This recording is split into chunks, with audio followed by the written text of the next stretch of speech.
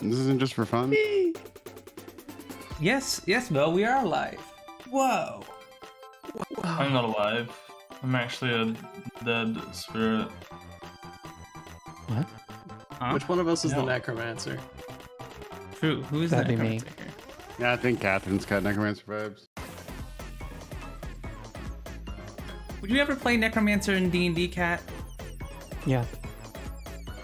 I would too. Necromancers sound fun, but they sound like a pain in the butt to for the DM, I think. Yeah, they're a bit of a The problem nightmare with for the game. necromancers is you need dead things. That's kind of annoying. Why not? Why not just Indeed. roll a grave? Dead things are pretty easy to find or create. Yeah, at least in our Well, you have campaign, to that thing's pretty create them. You know, that's the issue. Is you're not useful until after you've started. I feel like the actual necromancer wizard class kind of sucks though, doesn't it? It's decent actually. It's fun. Okay. I got hi Zach's the dude. Hi Zax, hi. Hi, Sophie. Hello everybody. Welcome on in to our usual Tuesday stream of Umineko. Sadly, Camera wasn't able to make it to this stream, and so we decided to bring in our friend Brooklyn to join us for today. Hello, it's me, friend Brooklyn. Hi. Yeah. Also, thank you both for the resub. Thank you. Okay. Oh my god, you're welcome. Oh my god. Does the audio sound fine on stream? I'm not listening because I have to hear my own voice, but I can. Yeah, just tune in for a second real quick so I can confirm something.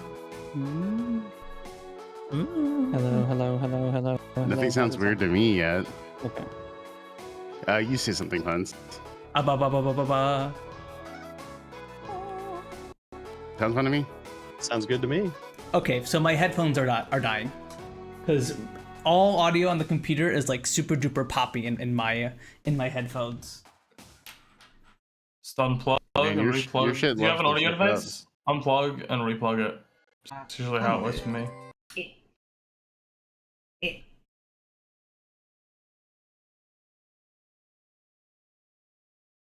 Okay, I fixed it. Yeah, I literally just unplugged my headphones and plugged them back in.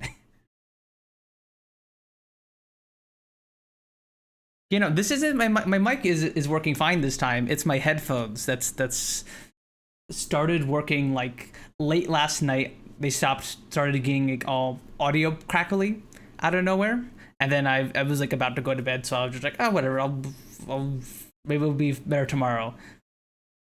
And then it was fine for a bit today, and then out of nowhere it started getting all crackly again, and then I tried like restarting my computer, then it was fine, and then it happened again, and then I tried unplugging and plugging back in my headphones, and that fixed it. But I wasn't sure if it was like an audio driver issue or something, or if it was like or just the headphones itself. But at least now I know that it's the headphones itself. Okay.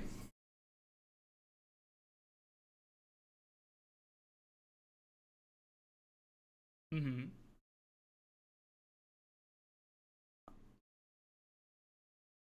Mm. Yeah. Do you have any recommendations for mics, Brooke? Because I was thinking of replacing mine because it's been on occasion giving me issues on stream. And it's just been like a hand-me-down and been used for like 5-6 years. So I was thinking of replacing it.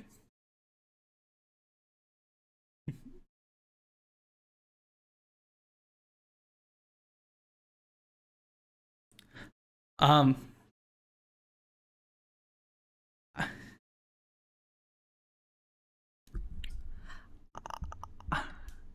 it's bad at the moment. I am sitting in.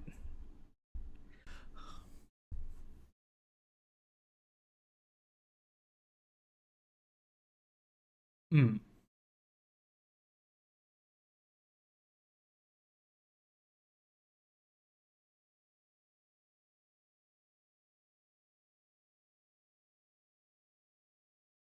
Okay.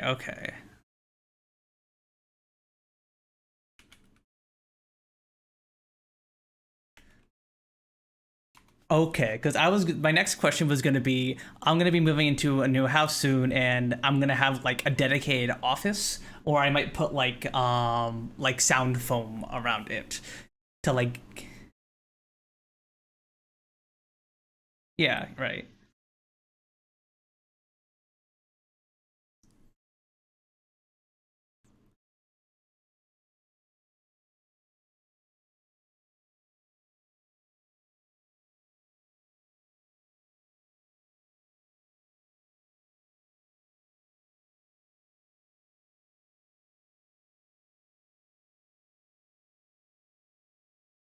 Okay.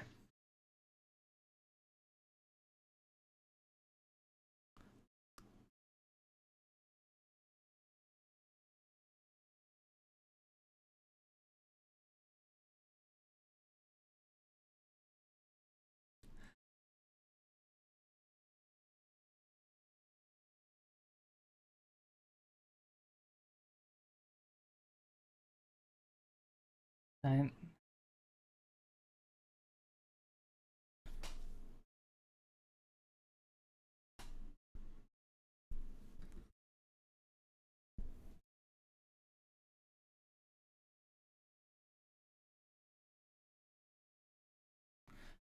Mm.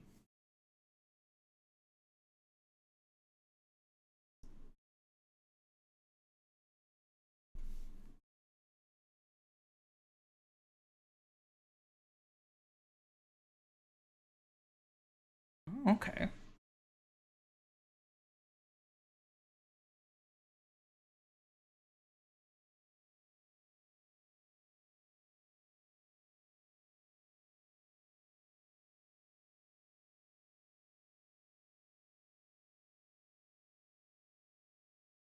Right, right.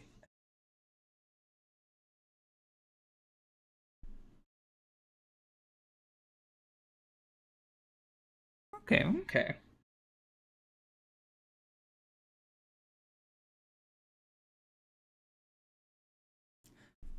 Gotcha, gotcha. Well, that's something I can figure out once I'm all like moved in and stuff. Since like I'm gonna be moving in like probably like early October or something. So like I can just deal with this for now, and then once I'm. Mhm.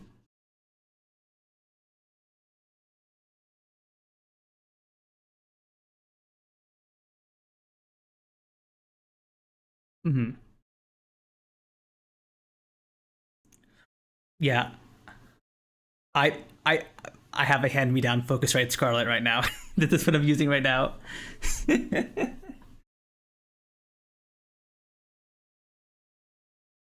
I think I opened up the Focusrite Scarlett. It's like software at one point to like test it. It looks like it's out of it's like 20, came out like 20 years ago. It looks awful.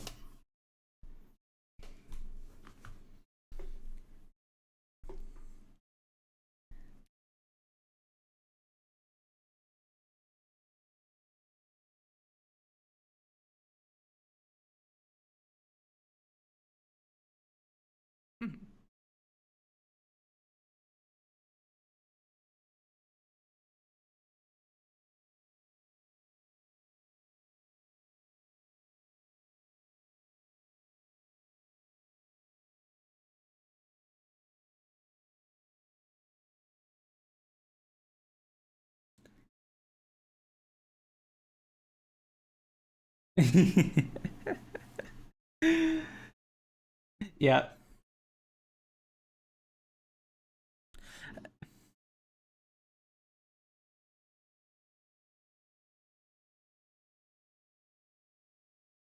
We can't hear the other people's. Oh no. That is not. Thank you for letting me know, Otter. I don't know why you can't hear everyone. Okay, talk now, everybody. Hello. Okay, Hello. okay, there you go. Now everyone's popping up. Okay, okay, okay. I guess when I unplugged my mic, it like messed up the sound settings for the Discord audio capture or something. I don't know. Weird. My audio setup is so messed. I can't even blame you. Like I use virtual lines for everything, so I just have like a music and audio and like a Discord audio virtual line, and I kind of just feed them all into whatever.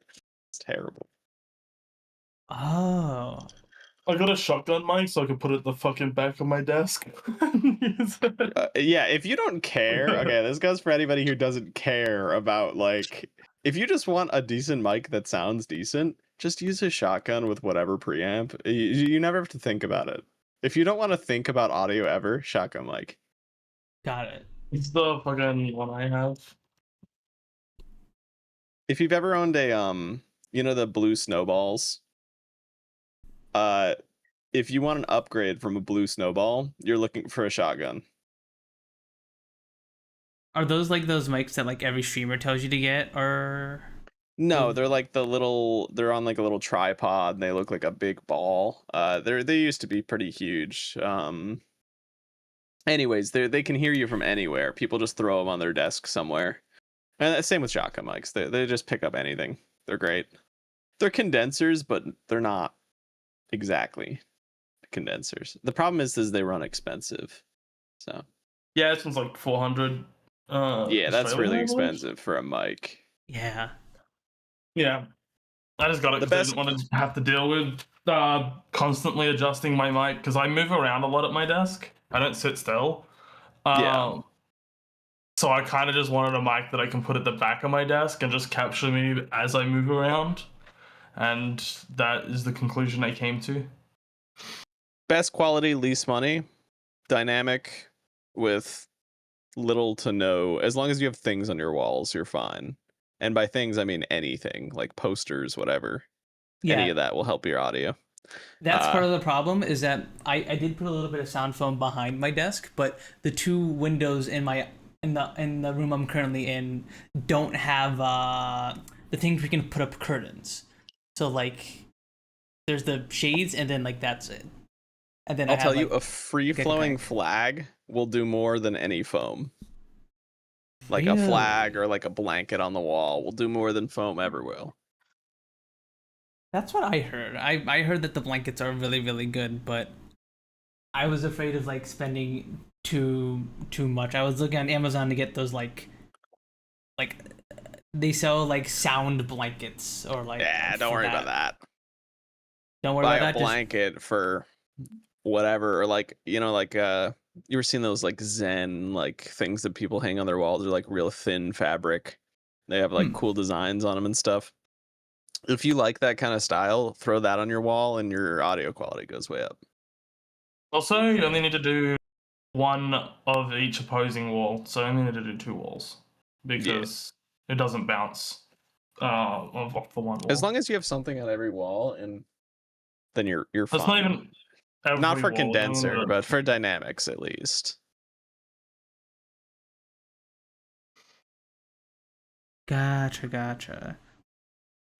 I have like an Audio Technica. What was it? Like an ATX something. I did a lot of research into like sound stuff when I was going to set up sound stuff for my drums, and I never got around to it because I looked at the price tag of like actually setting up like not six, it was like 3 different mics at the minimum, and then having something to run them all into, and I was like, I can't afford that. They get pricey, yeah. Oh, they do, yeah. But yeah. Pricey indeed. It's fucking insane when you see the people who have like a fucking mic set up to every drum, and it's just like, okay, that's insane. You need like snare, kick drum, and then like one just generally to catch most of the other stuff. But like more is better, obviously. You gotta cut holes in all your drums too. That's the worst part. Oh, if you're actually putting it inside, yeah, fuck that. So, Brooke, what you been up to lately? I saw Spider-Man. It was pretty good. Do you like it? I want to see that. Yeah, I thought it was better than most of the other Marvels I've seen in recent years. I actually went to the theater for it for once, and it was not a great experience, but other than that, you know, it was a pretty good movie. Pretty good movie. For once, not watching a movie release in VR, which I'm not gonna lie, I was missing VR in the middle of it. But Not gonna lie, I'm a big movie VR hater. that's fair. You know, there's some movies that like epics that are meant to be watched in theater, but I after going to the theater, I was a huge VR. It's also just I missed for me annoying because we cuddle in person in bed if we're watching a movie in VR with other people, and I'm just so finicky about. She's a little princess about it. And, okay, but part of it is your fault because you're covering 11-point tracking. So like, if I obscure your shit Like, it's fucked up. So like I have to be in a very specific angle. I can't be the angle I always want to be. Plus, also, I just wonderful movie I like glasses. I like sitting up to watch movies, and I don't. And if I'm Yeah. cuddling and laying down, I move the screen to fit my viewpoint. I don't like it. I like sitting up to watch a movie. If you guys don't have those VR movie glasses that you add to your Abby, oh my god, they're fantastic. Movie glasses? Yeah, there's like Oh. glasses that like Yeah, obscure all your vision. They dim everything except for the movie, and they put the movie right in front of your face, and you can like move it around and stuff. It's great. Ooh, that sounds great. Yeah, there's cine glasses or cine goggles or something. Yeah, I don't go into VR chat that much, only mainly for like birthdays and stuff like that. So I have like no knowledge of like the newest VR chat tech and stuff. That sounds really, really cool. I forget who made those, but they're fantastic.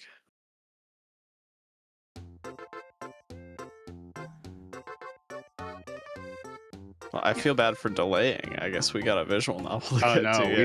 normally Yeah, I was This is gonna starting say, early if we start now. we take another 15 minutes to chat. We don't have to. We could just do the visual novel. yeah, By all means, you know, I'm I'm- just chatting about VA I was gonna stuff, say I we should guess. probably do the visual novel because to be fair, we do normally like stall for like the first 45 minutes, but we do probably want to catch Brooklyn up to exactly what's been happening in the visual sure. novel since she's missed the last 5 streams.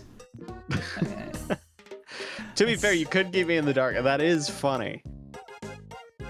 What do you think? What do you guys think? Do we keep her in the I think dark? we should just Oh, what's going on? I mean, it doesn't take very long anyway. It's not exactly that Do a much. full build-up. recap. Yeah, it's not like we need a full I'm not saying we need a full 15 minutes to recap, but like We're gonna redo the visual novel from the beginning, but at a fast pace for her. You ever speed running the visual novel? No. like we just go start from the beginning and just fast forward, then I just stop at like important times for everyone to read a line or two. No, we Every just also read as fast every as we can. 15th line just gets read. Yeah, you'll catch up with that, I think. You turn on like the hyper speed mode, and you just try to get as much as possible. Alright, let me get to the visual. I'm pretty sure we can give a pretty. Do they have the hyperspeed mode for like normal visual novels? I kind of thought that Yes. was like exclusively a porn thing because like a lot of Is people playing I've those seen just a lot to of them see with it. get to the sex To be scenes. fair, like It's like a most of the built-in stuff feature. I've played is like Fate and things. That's what I've been meaning Okay. to read. I'm gonna start reading Fate Stay Night over the my little PTO break this week. Yeah, y'all called me in here with the whole VA thing. Oh god. Don't Alright. expect too much.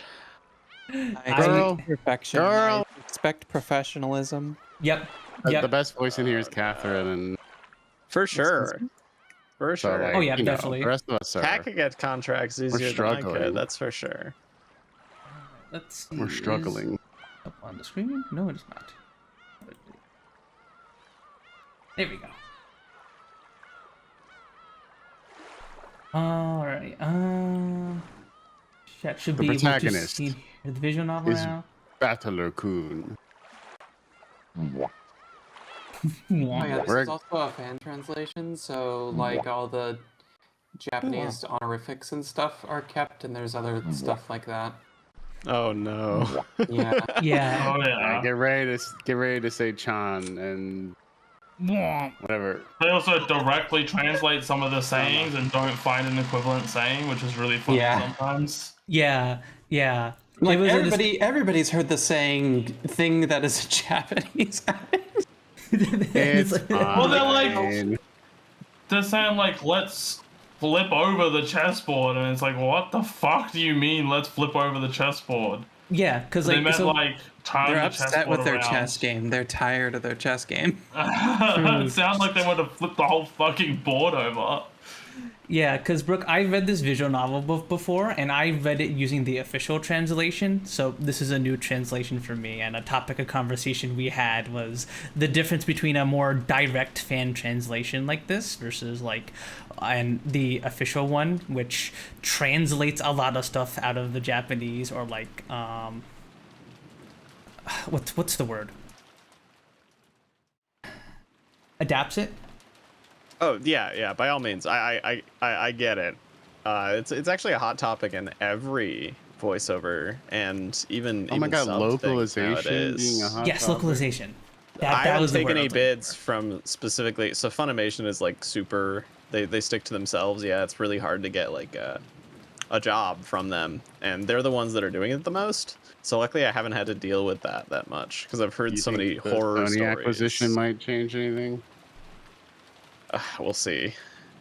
Like the horror story I know the most is like Dragon Maid. They destroyed that show. I heard about that as well. Yeah. It was bad. Like there was a situation here where like as Rose was saying before, where the phrase flip the what was it exactly Battler said, flip the chessboard over, to like as a way to say like look through things through your opponent's perspective. And in the translation that I read, what he said was spin the chessboard around. Because that, and I'd argue like even though that might not be the exact thing that they're saying at the moment, that sounds way cooler and like makes more sense because you're spinning the chessboard around to your opponent's side, so you see all their moves and what they are seeing from their perspective. There is something to be said about just cutting all of that and just saying, putting on your opponent's shoes and just cutting the original. That's what I was translation Putting yourself whatsoever. in their shoes or looking at it from their perspective.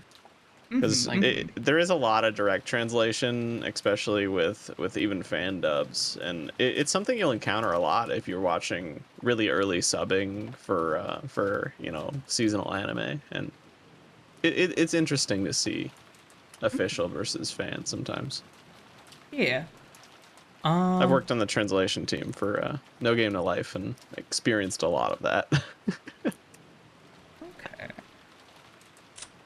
Interesting. All right, so I will try and give you a basic rundown of what's has I would say the transpired basic so far. plot and then show the characters. Yeah. So the basic plot is it is October 23rd, I believe, 1986. And the Ushinomiya family is having their big yearly family conference. The Ushinomiyas are a rich Japanese family who, after the Korean War, were able to, via a bunch of various connections they had with the U.S. government at the time, acquire a vast sum of wealth and became a powerful, rich family. And every year they meet up like this to discuss how their businesses are going and stuff like that. However, the family head has been growing old and sick and a little bit insane over the. He's senile. He's a little bit senile. So the 4 children of the head have come together to discuss distributing the inheritance in the case of his death. And these discussions became very, very tense as 3 of the siblings accused the other of embezzling their father's funds and tried to extort money from him to keep it quiet. But in return, he kind of Uno reverse carded them and said, well, if you guys think I don't got any money right now, I got nothing. But the head of the family, for the past couple years, has kept a riddle in the mansion beneath the portrait of the witch Beatrice. And if anyone who solves the epitaph written beneath her portrait will be able to succeed, get the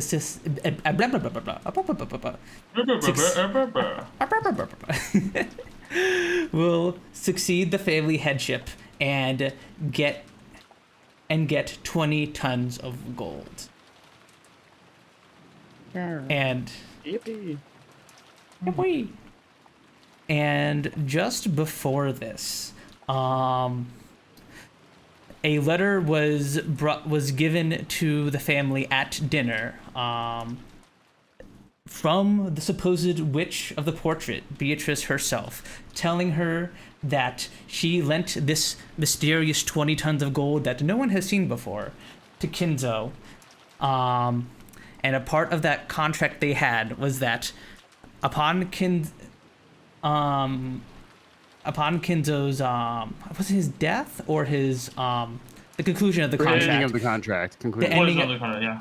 Conclusion of the contract. She is to take everything of the Ushimiya family as interest, and this has of course led to greater debate amongst the family members as to figure out who is this mysterious Beatrice. Is she like a secret confidant? Is she like an attorney or something for the family head? And the family head has locked himself in his study and is refusing to answer anyone's questions. Also, they're trying to decide if it's even real. To Right. some degree. I think they're mostly on board that it's real now, though. Exactly. So the big debate is, who is this mysterious Beatrice? Is it one of the 18 people currently on the island pretending to be the witch? Is there a secret 19th person hiding on the island somewhere? Or is there really a supernatural witch named Beatrice come to get her dues? And that might learn a bit more about in a bit. So that is the general plot. We are all stuck on an island, there's a typhoon outside, and we're probably going to be stuck here for a day. So it is a classic murder mystery setup. Big family, big rich family, stuck on an island. Is there anything about murder? Yeah, surely no murder is going to happen. Surely. Yeah, no one's gonna die. This is it's just a drama. Surely. Oh, and one of the characters also said that they were gonna die tonight. That is Yes. also kind of important. Yeah, Valor's father, Rudolph, mentioned that he might die tonight. So things are starting to become dark and mysterious and tense. Wonderful. I've watched Glass Onion. I'm prepared for this.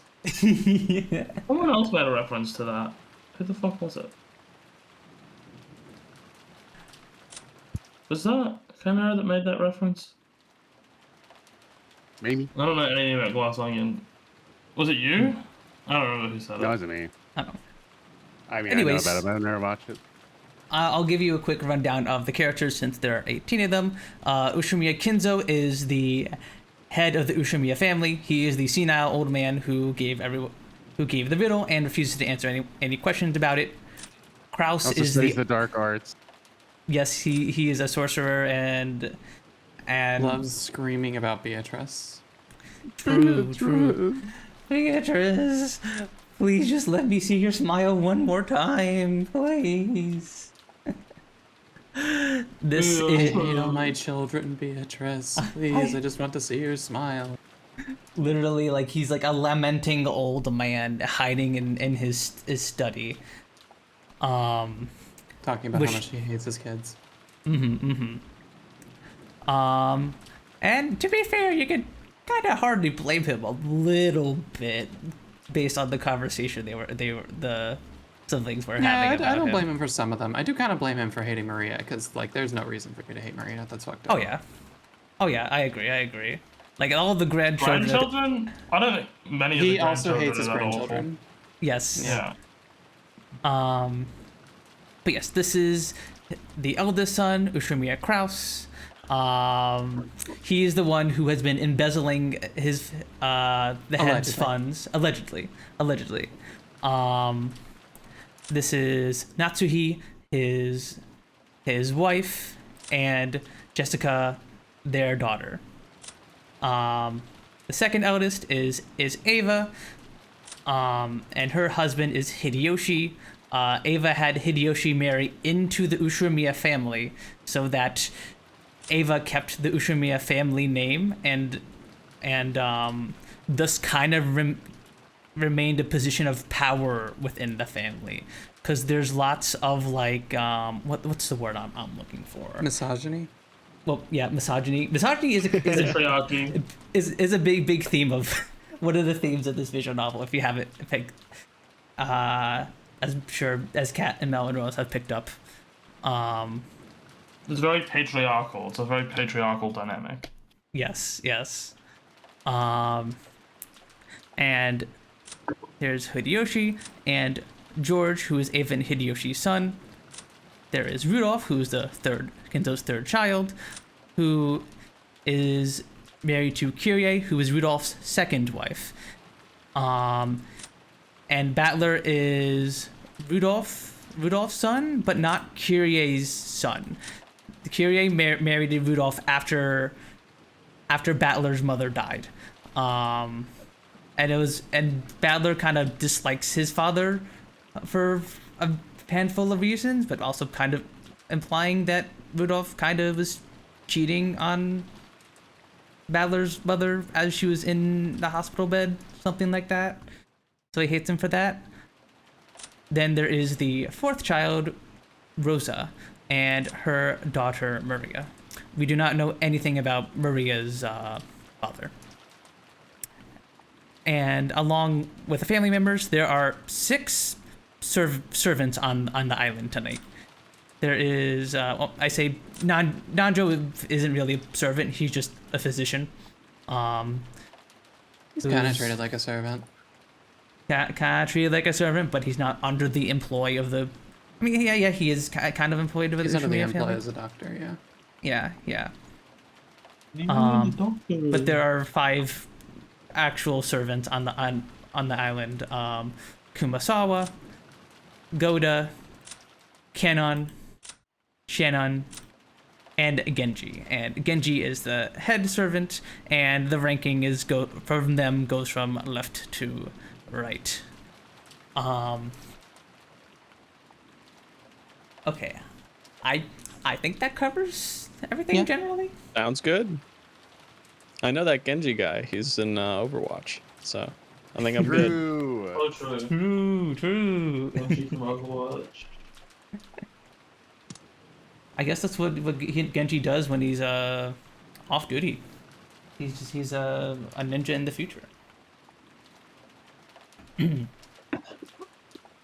But yes, we shall pick up where we left off right after Battler and Kyrie had a discussion about whether Beatrice is real or if it's the 18th person or the 19th person or whatnot. We swapped scenes over to Natsuhi. Natsuhi could be found in the dimly lit hallway. Now and then, the thunder would crash, but this had no effect on Natsuhi's expression. Her expression was completely worn out. The discussion that had just taken place between the relatives in the dining hall was repeating itself inside Natsuhi's mind. Beatrice had proclaimed that in addition to the gold, the headship and all the assets of the Ushimiya family would be given to the person who could solve the riddle. In other words, she planned to undermine the absolute guarantee that Kraus, as the oldest brother, had to succeed the family head. Originally, the other siblings had absolutely no chance to succeed the head. To them, this proposal by Beatrice was extremely desirable. It was obvious that they would accept Beatrice's proposal. Even without playing clumsy detective games, she knew that the so-called 19th person, Beatrice, couldn't exist. This was a message employing a fictional character called Beatrice as a messenger. It may as well have been written in Kinzo's own handwriting. The proof was that Kinzo remained stubbornly neutral as to that letter's authenticity. He was completely ignoring these reckless claims that he shouldn't be able to ignore, that he had given up the head's ring. Also, that was also a small plot point we missed. The letter basically said, I've taken the head's ring as proof as part of my interest, and I use it to make a wax seal on this letter to prove that I am who I say I am. and that. In short, Kinzo had wordlessly admitted that the letter held his own message. Most likely, one of the servants had given Maria the letter. Kinzo had probably worked out an elaborate plan where the dress from the portrait would be prepared, and someone, probably Shannon, would be made to wear it and deliver the letter and the umbrella. By doing that, he could make it seem like the witch from the portrait actually existed. No, if anything, that is why you could be certain that Kinzo was behind all of this. In that case, it was just as if Kinzo had butted in on the siblings' private discussion, and, by announcing that he would give everything to the person who could solve the riddle, Kinzo had weakened Krause's overwhelming advantage. Now it was certain. Kinzo had listened in on the siblings' discussion in the parlor earlier that day, so he had known how Krause had staved off the attacks by the other three, and to make the scales of the battle go back into balance, he had sent out this message letter which benefited the other three. This strange letter which benefited the other three. Ava and Rudolph had dragged Rosa in, who had a weak position among the siblings because of her age, and they were trying once again to overwhelm Krause 3-on-1 and push through their crazy reasoning. And so, they had resumed what had once been a nearly decided conflict and were repeatedly pressing Krause to pay them a large sum of money. That's another detail I think I neglected to mention. All four of Kinzo's siblings really need money right now. And he says it that way because the visual novel made sure to say it that way. They're all in economic strife right now, yeah. Yes. It literally said in bold text, right now, more than anything else, blank needed money right now. Talk about the advance payment, which had been denied once already, was being brought up again under the terms that all the siblings would guarantee Krause the succession to the family head. Of course, even without the story about the hidden gold, the Ushimiya family's store of wealth was vast. Just that store was worth more than enough by itself. Even if the hidden gold was buried forever along with Kinzo's death, there would be more than enough to satisfy. Hi Sevi, hi. How you doing? Therefore, even if they had no interest in the gold itself, there would be the lifelong fear that, on the off chance that someone found the gold, that person would be granted the position of family head. And this kind of Achilles heel would definitely be taken advantage by someone sooner or later. The only person with this fatal weakness was the successor of the head, Krause. The other siblings had found, no, they had been told by Kinzo about something that only Krause could lose, and they had thoroughly taken advantage of that. Natsuhi, as Krause's only ally in his painful position, and as his wife, I believe she was fighting alongside him. She kept trying to point out to him that the existence of the gold itself was a farce, that there was no need for him to compromise. Krause had always told Natsuhi. He had told all of the siblings. He had always said that the hidden gold was nothing more than a fiction created by Kinzo. Therefore, Natsuhi had believed that as his wife, and on that foundation had supported her husband. Yet her words would not reach him. Even though she was fighting so hard and lending all of her strength, he continued to fight by himself and was trying to compromise with the other three siblings. Wondering why she could be of no use to him, Natsuhi felt sorrow, shame, and then anger.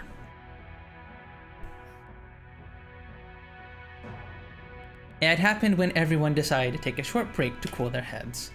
Natsuhi had flared up against Krause. Enraged, she had asked why she could not be useful to him. He had told her that he wanted to talk about something and had invited her into one of his private rooms, which she was normally not allowed to enter. That room had been sealed with a heavy-looking padlock, and just looking at it had given her an uncomfortable feeling.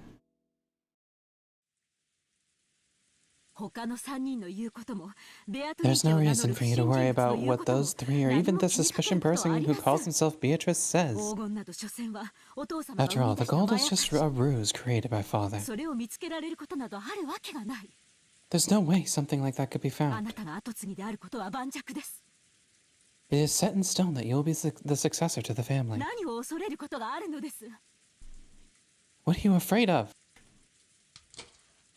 Krause removed the padlock on the door. He then motioned for Natsuhi to enter. enter. 何ですか？ What is this? There's something I want to show you. I have never shown it to you before.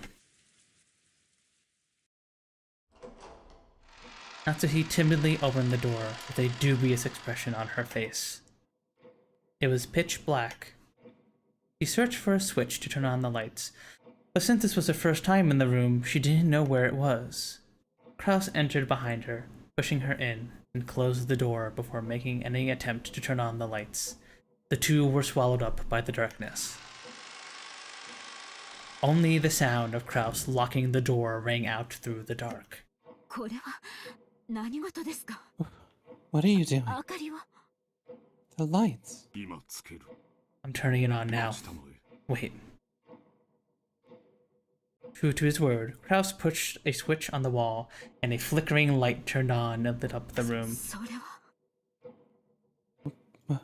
What is? Natsuhi had her breath taken away. The room had no windows, and at a glance, it appeared to be empty. In the middle of the room, a small, round table had been set, and the lights brightened only that table, as if it were the leading part in a play. Laid out on top of the table was a red tablecloth of elaborate design, covered with dust, and on top of that, something about the size of a grown man's arm had been set down. That something took Natsuhi's breath away.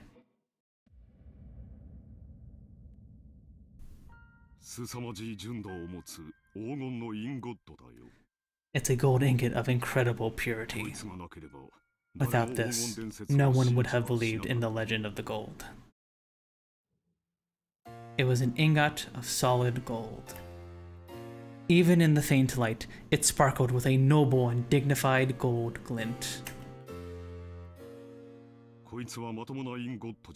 This is not a proper ingot. I don't even know whether it was cast inside or outside the country. It takes a high level of skill to make the purest of solid gold ingots, and in order to verify the purity, it is standard to have the original foundry and the name of the bank that guaranteed it imprinted on the gold. However, this ingot did not have that kind of seal.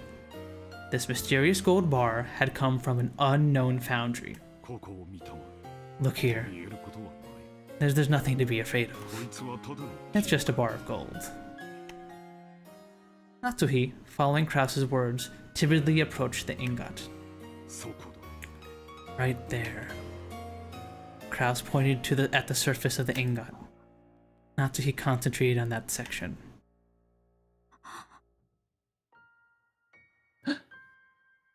Right there was the thin imprint of the one-winged eagle crest. Natsuhi's breath was taken away once again. That's right. This is the legendary ingot that Dad said he received from the witch, that the president of Amaruso witnessed and was allowed to select at random to take back with him. That gained the trust of the fixers in the business world. I had to use all possible means to find it, before the other siblings could. How could? お父様の黄金伝説は？ Then the legend of Father's gold is. It actually exists. The gold that Ushimiya Kinzo received from Beatrice actually exists. そんな。 How could? 本当にある How の？ could it really exist?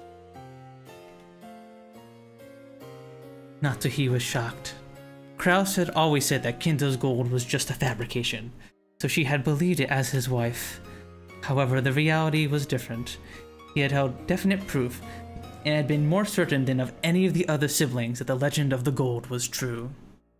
Because of this, Kraus was deeply frightened at the possibility that someone other than himself would find the gold that he had failed to find, costing him everything. But to Natsuhi, this truth was more than enough to split open her heart. She had thought that, as Kraus's wife, she would be his closest confidant, which was why she had been selfishly supporting him. And yet, he had hidden this fact from her until today. Why? そこまでに私は Have I been, あなたの信 have I 頼に been 足り so ないというんですか？ undeserving of your trust? I didn't mean it like that. It was only that there was no need to mention it. Is this all a wife means to you? Calm down. Becoming passionate easily is one of your bad habits. You're the one making me like that, aren't you? I've been supporting you as a wife ever since I married into this family. For your sake, I threw away the family I was born into. I have been offering up my heart and my body to serve you. And in return, I get this? How could you? How could you? Kraus grimaced, looking annoyed. His expression effectively communicated how much he disliked this part of Natsuhi. I don't think I can be of use to you anymore. And that is fine. I can resolve the problems between the siblings by myself. I don't need your help. That's wrong. This is the Ushiromiya family's problem. It's true, I'm not permitted to have the family crest imprinted on my body. But I am still your wife. Also, like, the members of the family are allowed to wear the family's crest on their clothes, like Kraus is, but those who have married into the family, like Natsuhi and Ava's husband, are not allowed to do that at all. So, are you saying I'm not qualified to help you? Are you? I deliberately chose not to involve you out of consideration for you. Let's not talk any further. It will likely only worsen your headaches. Take a rest for today. The siblings will deal with the siblings' problems. It has nothing to do with you. That is all.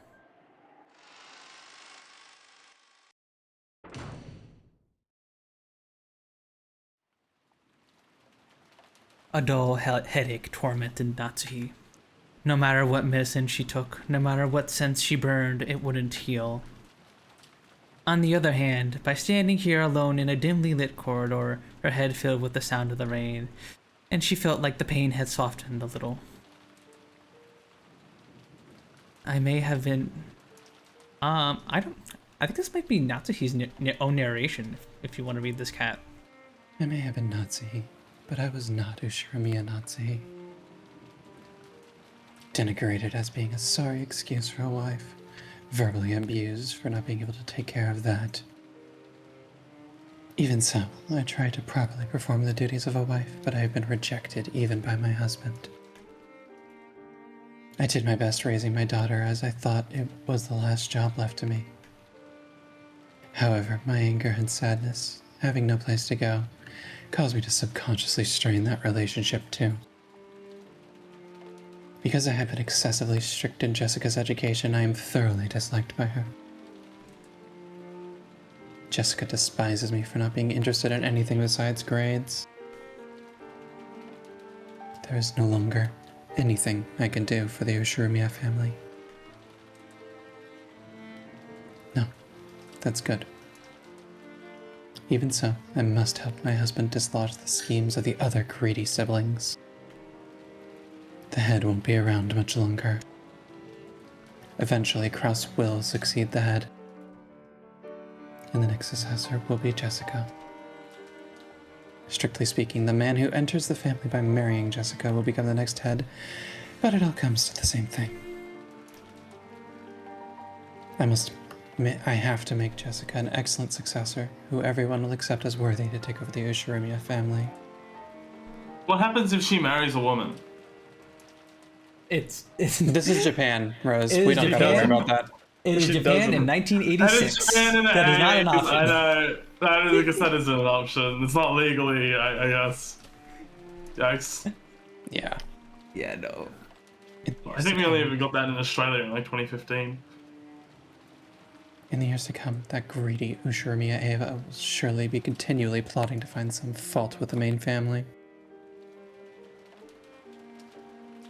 So even if all that So that if it all goes to as she plans, Jessica will be dragged down from succession, with George in her place. It is regrettable, but George is a man, and even more, has matured as a person. If you compare him to Jessica, who is right in the middle of her rebellious period, and whose grades are below average, you can see at a glance who is more fit to succeed the head. So in order to secure Jessica's position, I need to turn her into an excellent person. After doing that, I want her to find an excellent husband worthy of the excellent person she will have become. A wonderful man who will truly accept Jessica and stay with her throughout all of life's joys and sorrows. Was that Oh. Natsuhi? Yeah, I think it's back to me. Was that Natsuhi trying to entrust her daughter with fulfilling some desire of her own? Natsuhi thought back to the days where she'd have no choice but to marry into the Ushimiya family because of that unavoidable fate. She had tried to block that from her memory. She had consciously forgotten that and had actively attended to the life she had been given as Ushimiya Natsuhi, and this was the new life she had built. But it felt like just now that all of that had been casually rejected. 何を考えて生きていけばいいのかわからない。 How should I think as I live my life? I don't know. Natsuhi helplessly rested her head against the glass of the window. The glass, cooled by the raindrops beating against it, was somehow refreshing, and even though it had no emotions, right then it seemed to be the only thing that could understand Natsuhi. Even if someone showed up there and saw her like this, Natsuhi had no intention of caring in the least. But she found herself caring, because it was her beloved daughter. 母さんか。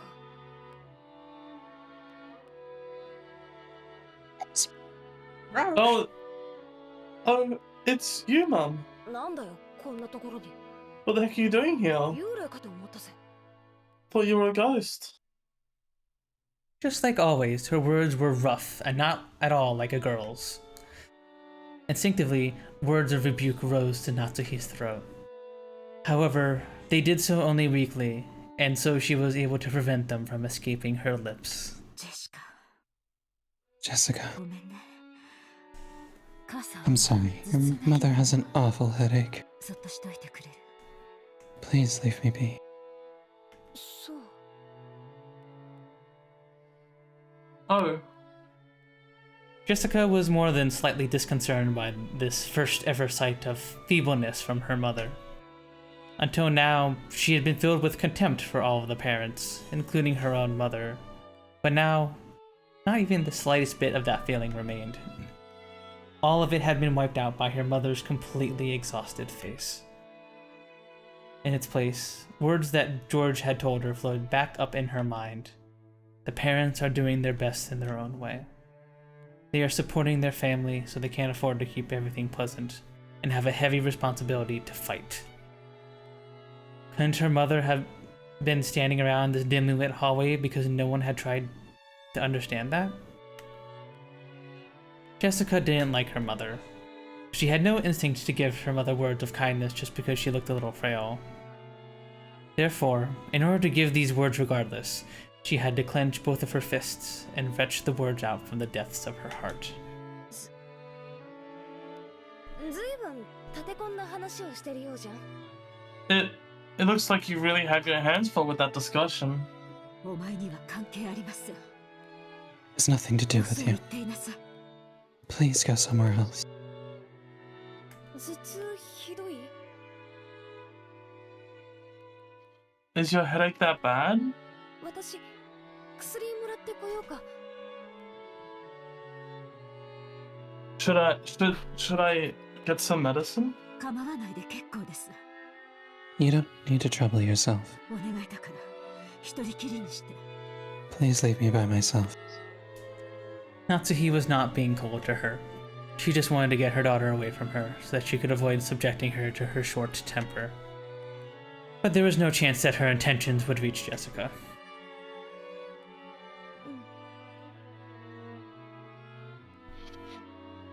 Oh, Okay. Jessica hung her head, looking sad. Looking at that expression, Natsuhi realized that Jessica was trying to muster up the strength to be kind to her mother. She gave her head a small shake to drive away her own unkind feelings. 行くよ。大人の邪魔にならないように、いとこたちと一緒に。Then I'll leave. I'll be with the other cousins so I don't get in the way of the adults. See you. お待ちなさい。Wait.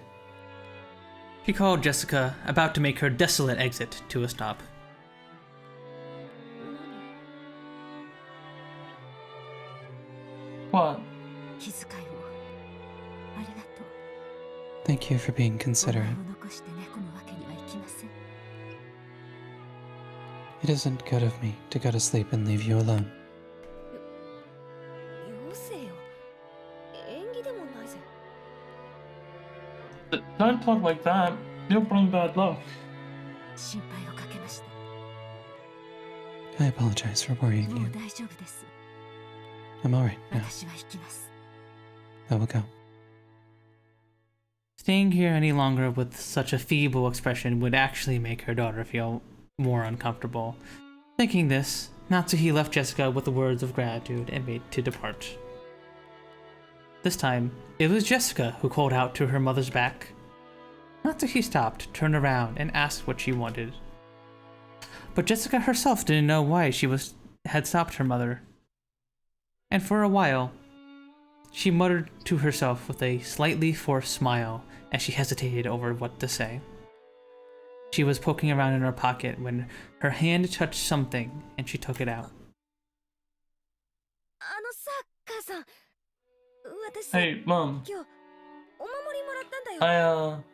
I was given a charm today. なんだっけな。魔除けだったっけ。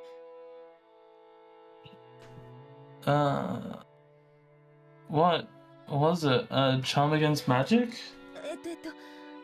確かそのドアノブにぶら下げてるといいんだっけ。 I'm pretty sure that you were supposed to hang it from your doorknob, was it? 忘れちまったぜ。 I forget. 私が持ってても仕方ないし。 There's no reason for me to have it, so 母さんにあげるよ。 I'm giving it to you. It was the scorpion charm that Maria had given her by the beach that day. Although she had heard of its various effects from Maria, right now, Jessica's mind was blank, and it was all she could do to say even that much.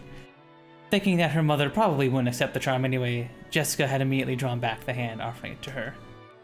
When Natsuhi came back and took hold of that hand, she was extremely surprised. これは What is this? 何かの景品？ Some kind of giveaway. まあその私も多分そうだろうと思ってるけど。 Well, it's something like こ that. んなおもちゃみたいな。 Oh, I think it's something like that. ご利益は期待 I できねえよな。 guess you can't expect any benefits from a charm that looks like a toy. But her mother took the scorpion charm from her あ grip. りがとう。 Thank you. 大切にします。 I'll take good care of ジェ it. シカには今度私が子供の頃大切にしていたお守りを代わりにあげましょう。 Sometime soon, in exchange, I'll give you a charm that was important to me when I was a child. 別にそんなつもりで渡すんじゃないぜ。 It's not like that's why I gave it to で you. もまあどうしてもっていうの。 But, well, if you really say so. では私は Then I もう will 休み rest for ます。 now. 頭痛がひどいので。 My headache is awful. ジェシカもあまり夜更かしをしすぎないように。 Try not to stay up too late. うん。 Sure. Natsuhi put the charm in her pocket and turned away. She then disappeared into the dark hall.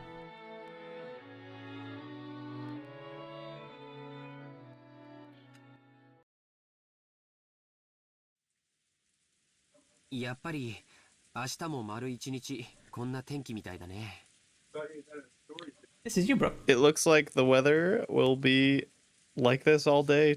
It looks like the weather will be like this all day tomorrow after all. Damn, it's hard to believe it was dry out earlier.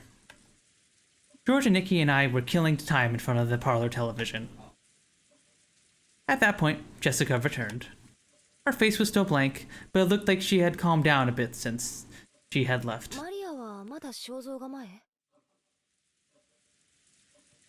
Is Maria still in front of the portrait? Nope. She just came back. She's sleeping over there on the sofa. It is getting pretty late for her. Looking at the clock, it was a little past 10 p.m. And if we were going to stay up all night, it was about time to head back to our room. My mom did prepare a room for us in the mansion, but what did you want to do? I think I'd rather head back to the guest house.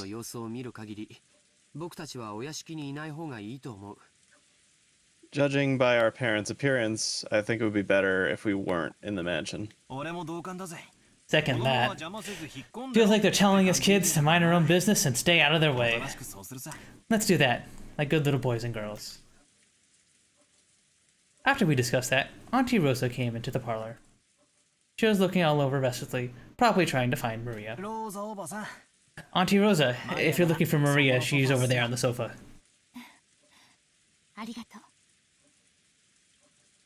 Thank you. My, she's out cold. We must move out of bed. Oh, to a bed. If you would like me to, I could carry her to a bed. Thank you, that would be wonderful. Will all of you return to the guest house? Or will you stay in that room Natsuhi had prepared?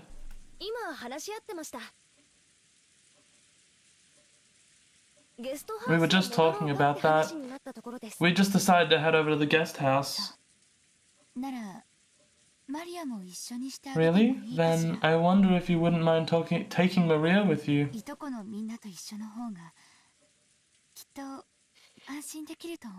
I think it will be much more comforting for her if she is with all her cousins.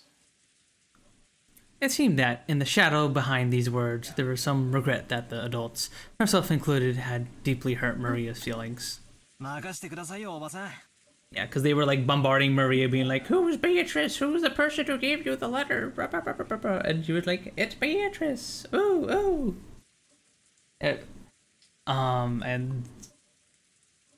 And so, like, yeah, basically Maria's the only person who witnessed this quote unquote Beatrice, and she's just saying it's Beatrice from the portrait, basically.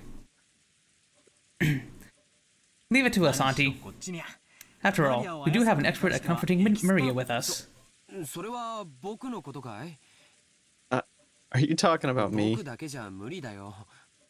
I couldn't do it by myself. We'll need everyone together. With the power of friendship. Yeah. That's right. But were you the one who hit it off with Maria when we were messing around earlier? As we said this, Auntie Rosa smiled, looking truly happy.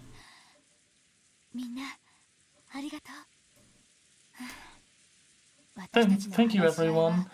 It looks like our meeting will last until very late. So I'm sorry for the burden, but I'll have to leave Maria in your hands. Hey Maria, are you awake? We're going back to the guest house. Maria muttered something indistinct as if answering, but then rolled over and fell back to sleep. It looked like she was sleeping deeply.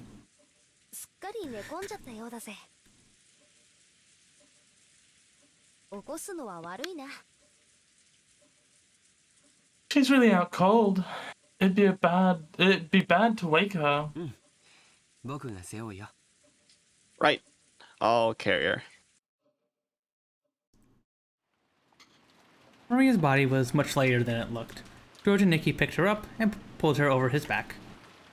It was raining hard outside, and Nikki couldn't hold an umbrella and carry Maria at the same time. Looked like Auntie Rosa would come with us as far as the guest house to help out. However, when she heard Uncle Krause's voice call out to her, she had no choice but to return. Oh dear, I have to go back. Is everyone returning to the guest house? After we left the hall, on the way to the entrance, the door to the servant room opened and Shannon Chan stepped out. It has become very dark, so allow me to guide you.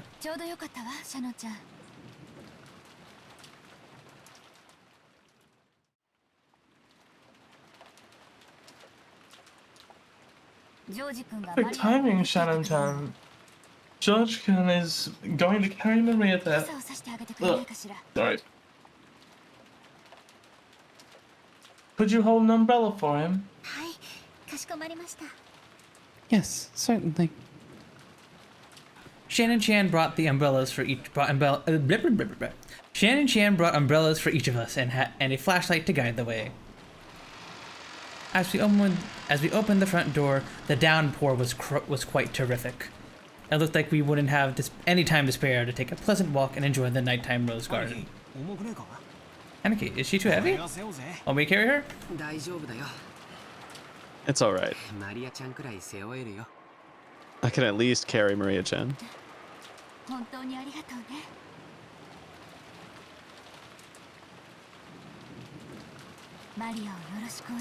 I'm truly grateful. Please take care of Maria. Right, we understand. In that case, good night, Auntie. Then I'll see them over there and return here.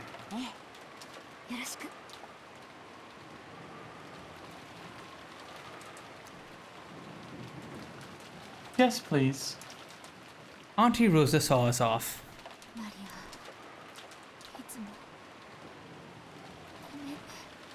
Maria, I'm sorry for everything. Rosa's mumbling voice didn't reach the person in question, nor anyone else, but disappeared beneath the sound of the rain.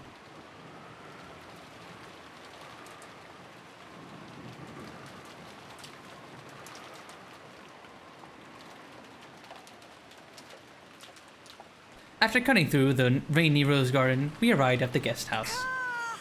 If only I'd applied for the position of Maria carrier.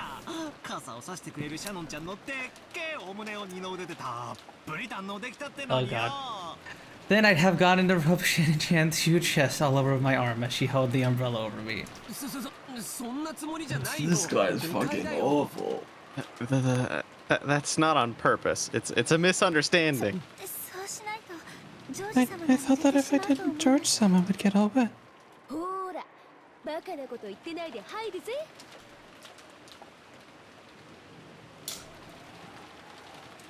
Oh, that's me.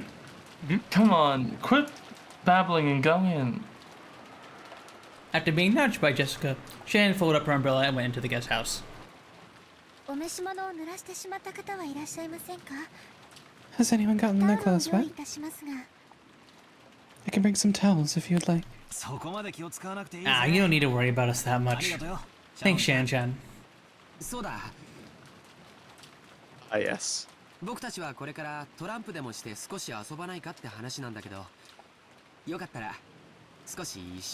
We were saying earlier that we'd like to play some cards. Do you want to stay with us for a while?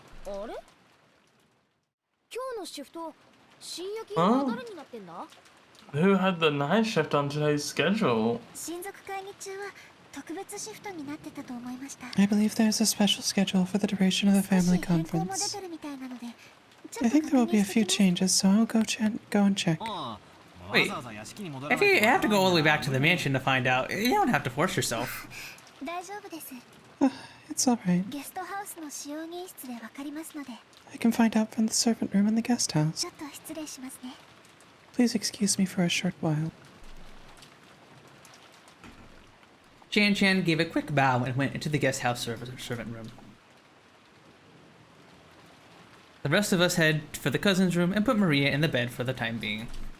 Maria was sleeping very deeply, and there was absolutely no sign of her eyes opening. Got some drinks out of the room refrigerator and spent some time playing cards while drinking. Okay.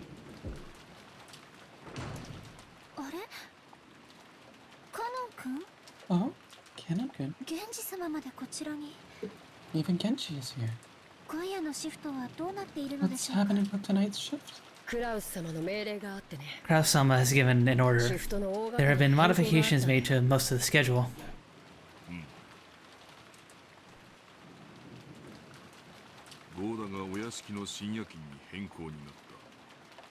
Indeed, Goda has been changed to the night shift at the mansion. Gotta have the night shift in the guest house. Kurosawa-san and I have been ordered to spend the night in the guest house.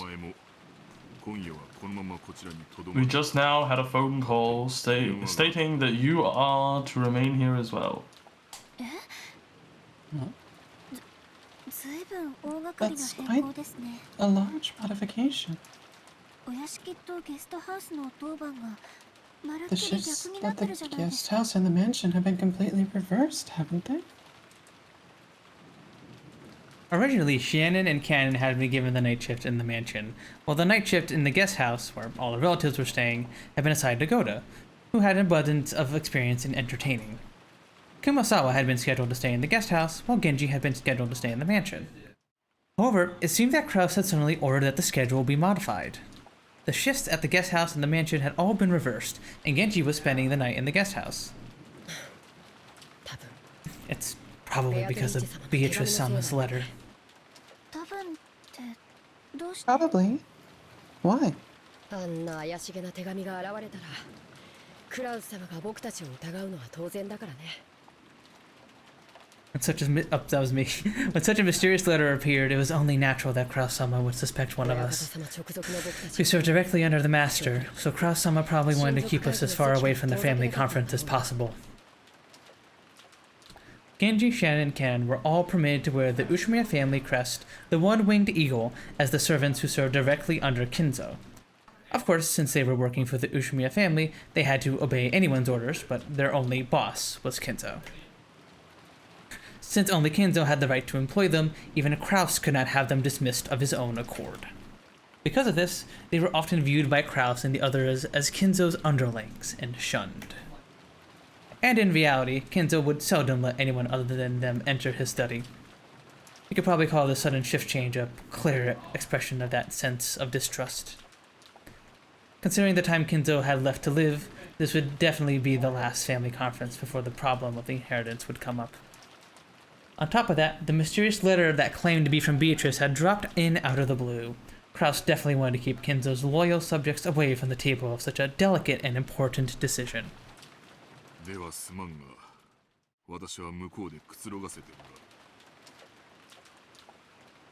If you would excuse me, I will go rest.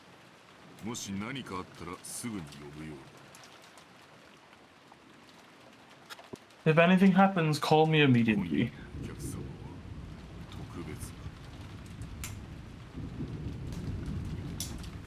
Our company tonight is special. はいかしこまりました現実 Yes. Certainly, Yes, certainly, Genji-sama. Genji-sama. Hopefully that synced up in the stream. Close enough. I'll take it. Genji nodded back, went behind a screen, took off his jacket, and slowly began to relax after a day's worth of tension. 今お戻りになられたのはお子様方 The ones who returned just now, were they the children? Yes. 親族の方々はお屋敷 The で other 会議を relatives are having a conference in the だ mansion. いぶ長引きそうな雰囲気だったかな It looked like it would drag on until much later. なら気楽だね That would be これ以 comfortable. 上の深夜になって It's already this late and there's this weather. Probably the rest of the relatives will spend the night in their rooms in the mansion. 多分ね Yes, 源氏 probably. 様がいないから言うけど I'm only saying this because Genji-sama isn't around. ちょっと嬉し But かっ I'm た a little happy I was sent to the guest house, I think. Oh? どうしてだい Why is that? 意地悪な奥様やエヴァ Because you want to distance yourself from the bullying of Madame and Eva-sama? それとも Or do you have 別の another 理由がある reason? のかい？別の理由なん I don't have any ありません。 other reasons. そっか。 I see. Then 二人で深 let's do our best together with our midnight よろ shift. しく。姉さん I'm counting on you, Nei-san. 私、つい Just さっ now, き I was asked to お go 子 to the 様方に children's room and play with them. Shannon hung her head apologetically and made uncertain glances towards Cannon's eyes. Cannon didn't try to meet her gaze and spoke curtly as he sighed. Looks like he didn't plan on indulging his sister. ダメだよ。 You 深夜 can't. 勤仰せつ You か were assigned the night shift. それに Besides that, it's not necessary for furniture like us to respond to an invitation to play. わかるね。 You understand, right? そんなこと分かってます。 Yes, I do understand. Shannon dropped her shoulders slightly. She had already expected that Cannon, who considered rules to be very important, would probably say something like that, but even so, she was a little discouraged. As Cannon turned the pages of a logbook, he spoke without facing Shannon. なら、お子様 In 方 that お待た case, せしてしまってるね。 You must be keeping the children 深夜 waiting. 勤に当たってしまった。 You'll have to apologize and tell them you have the night shift and won't be able to stay with 行っ them. てきなよ。 Off you go then. Yes. 私、謝ってくる I'll ね。 just go apologize. Shannon hurriedly stood from her seat before her brother's mood could change, gave a quick bow, and flew out of the servant room. As she watched her disappear, Cannon took a single deep breath. Genji's voice came from beyond the screen.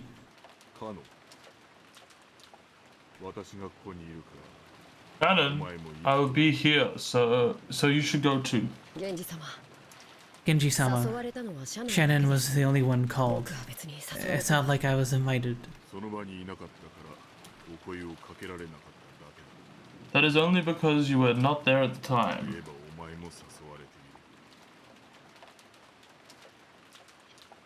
If you had been there, you would have been invited as well.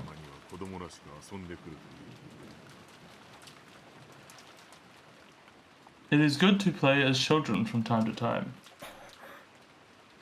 いえ、 No, that's not something that I need to do. 人の子には A 遊びも必要 human でしょう。 child may have a need to play, but we are furniture. Fucking hate that furniture bit that they're doing.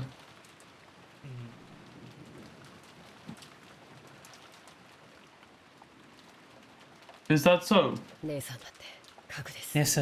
Nei-san is also 人の furniture. ふりをしたって。 Even if she pretends to be a person, it would only hurt her later. 僕はそれが分かっているから I understand that, so I try not to 人 get に too 近づ close き to たくないだ people. けなんです。 Angie did not say anything after that. A few moments passed, then he stood up, used a pot of hot water to make some hot chocolate from powder, and served it to Cannon as well.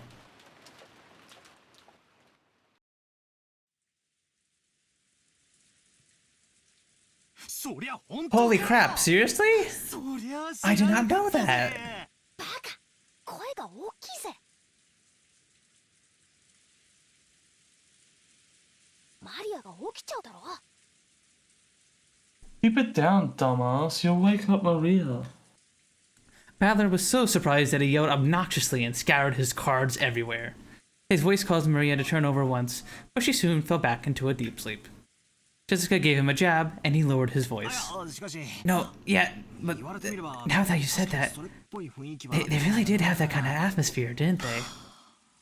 Ah, now I see. That George and Nikki. George could not be seen anywhere in the room. A short while ago, when Shannon had come into the room, George had suddenly said that he had forgotten something in the mansion and needed to go back and get it. Shannon said she would guide him, just like she had said on the way into the guest house. The two of them had departed together. 昔からそれっぽい気配はあったんだぜ。 They've been showing signs of it for a long time, you know. 好きなものを聞いてきたり、趣味を聞いてきたりさ。 Asking what the other person liked, asking what their hobbies were. 単に関心を持つだけにしてはどうも。 I always noticed too much to just be a passing interest. Come to think of it, I get the feeling that George and Nikki had always been overly nice to Shan-chan. Now I get it.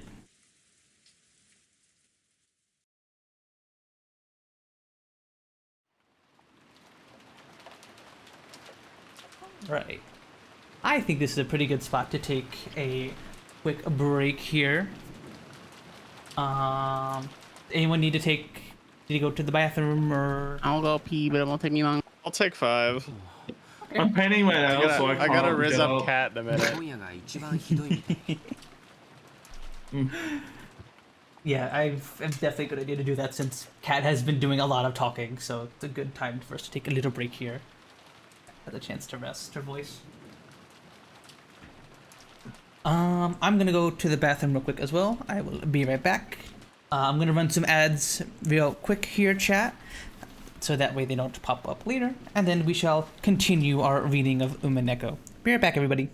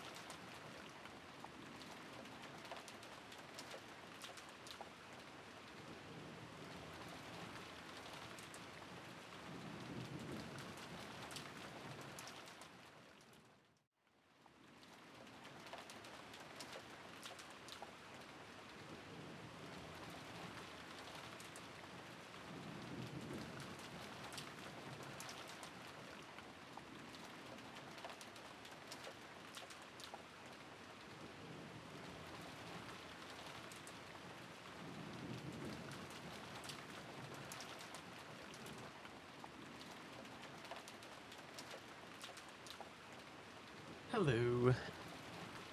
Welcome back. I can't wait to riz up a big titty maid. Yeah. You mean the furniture? Yeah, the furniture. My bad. I can't wait to riz up the furniture. Excuse me. Of course. I'm back. George harasses the furniture. Well, I don't think he's the one for harassing. Fucking Battler does the harassing.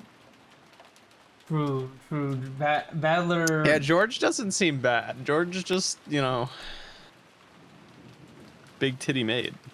Smile. No, you missed the scene, Brooklyn, where Battler saw Well, we did it to both Shannon and Jessica, but he was like, because like Battler, I think it's another part we forgot to mention. Battler removed himself from the family registry for 6 years, and thus he hasn't seen any of the cousins, or any of the servants who were working on the island, like Shannon, in like 6 years. So the first How time long it's been since I've seen my cousins, to be fair. I mean, I only see mine I like have no once a year, cousins. really. I don't Once or have a twice a year. cousin.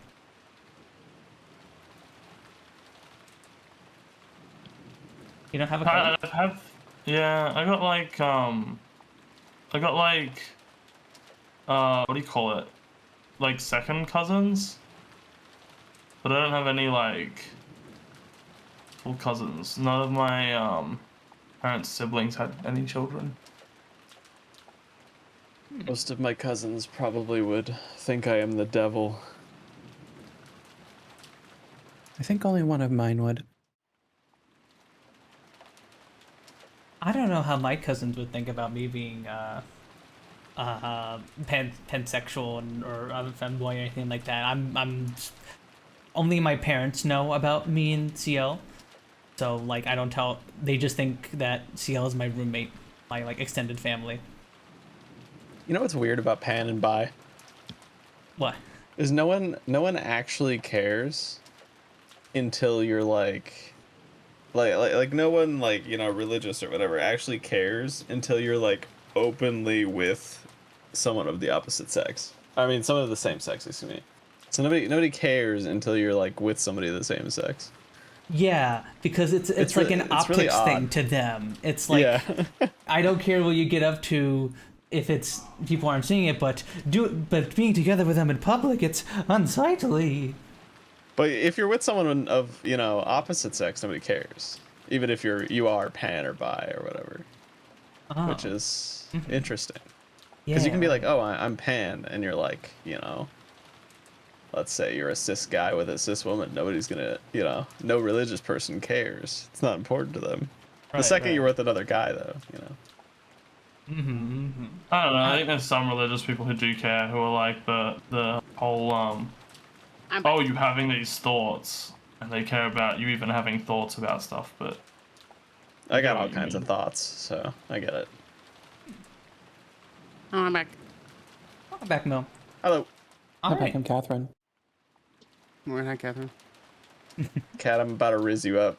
You ready for this? All right. Ayo. Should we start? Yep, I think everyone is back and good to go. So let us continue where we left off. According to the weather report, it looks like it will be at its worst tonight.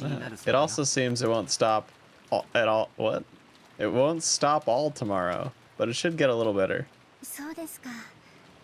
won't stop all tomorrow. Won't stop. Then the boat will not arrive until the day after tomorrow.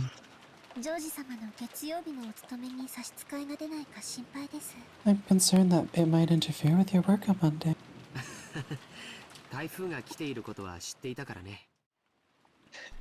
I already knew that the typhoon would be coming beforehand. Just in case, I made sure that I didn't have any plans for Monday, so it's alright. I may not look like it, but I really am the type who can plan ahead in his schedule. George puffed out his chest, acting proud. Compared to the normally composed appearance that George always had as an oldest cousin, he now looked amusingly like a little kid. Shannon chuckled at this gap.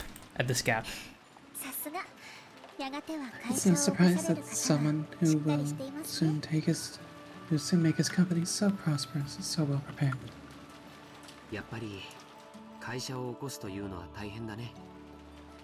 Well, making a company prosper really is a tough job.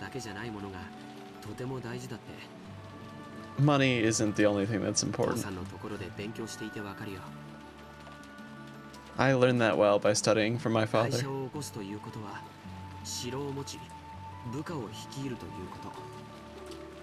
Making a company prosperous is like having a castle and leading your subordinates.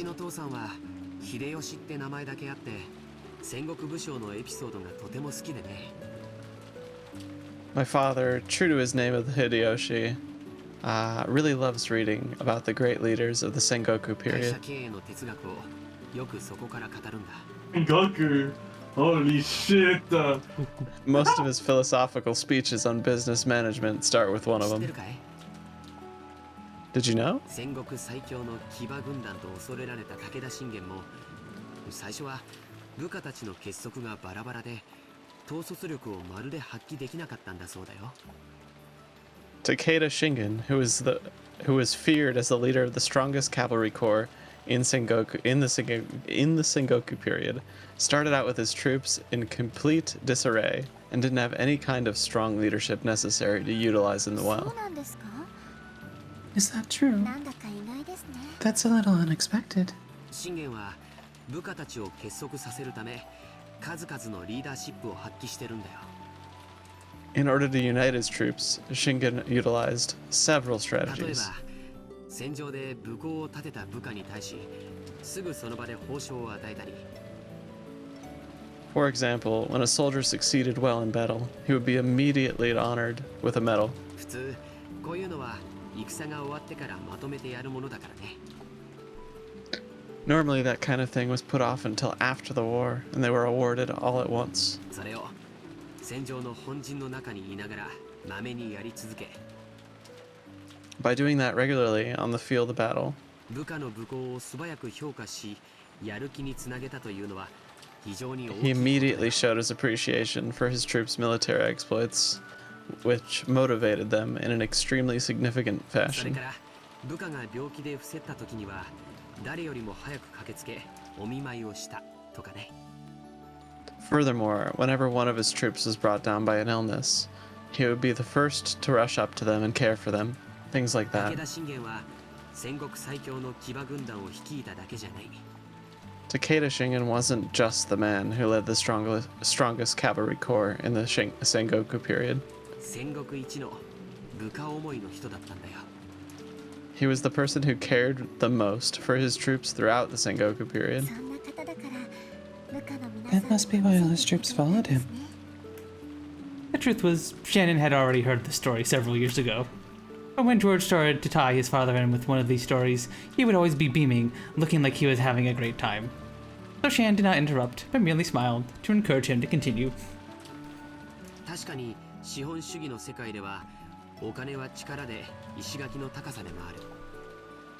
Of course, in a capitalist world, money is power, and it also is the height of your castle wall. でもね、戦も城も自分一人じゃ成り立たない。 But you can't build up a castle or succeed in 大 war 勢の by 部下に yourself. 支えられ、その力を借りて初めて成立するものなんだよ。 That kind of thing can be only created with the support of many subordinates by borrowing their strength. それを理解してから父さんの背中を見ると、自分がいかに After もできない understanding this, when I look at my father's back, I realize how 父 immature さ I んが am. どれほどの切磋琢磨をして今日を築き上げてきたかがよくわかるんだ。 I see how much my father has cultivated his character by working hard, and understand well how he was able to build up all that he has until ジョージ today. 様はお父様のことをとても尊敬されているんで George すね。 Sama, I truly look up to your father. 羨ましいです。 I'm jealous. あ、ごめん。別にそういう意味で言ったんじゃないんだよ。 Sorry, that's not exactly the way I meant to say it. すみません。私も別 I, にそういう意 I'm 味で sorry, I also didn't mean it that way. The two of them awkwardly looked at their feet. Shannon had no parents.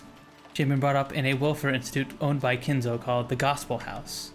Under the guidance of the honorary director, Kinzo, the Gospel House offered excellent students a chance to live a life of service. If they were accepted, they would be able to leave the institute and work as servants for the Ushumiya family. That was considered to be the highest honor for a student. Servants from the Gospel Fukin House. Yes, Fucking house is how you say it. no, it is pronounced Fukin. In my translation, it just said Fukin House. It didn't translate it to gospel. I mean, I guess I mean, that's an interesting addition, I think. Yeah. It'd be like Fukuin, right? Fukuin? Or Fukuin, yeah. Fukuin. Servants from the Fukuin house took names with the character in/on/non in them while they served. I see. So Shannon wasn't her real name. The same goes for Canon. All the students of the Gospel House were orphans, or failing that, people who had been disowned by their parents through some special circumstance. Because of this, the students had been taught to think of each other as their only family. That's why it seemed so natural to Canon to call Shannon his sister.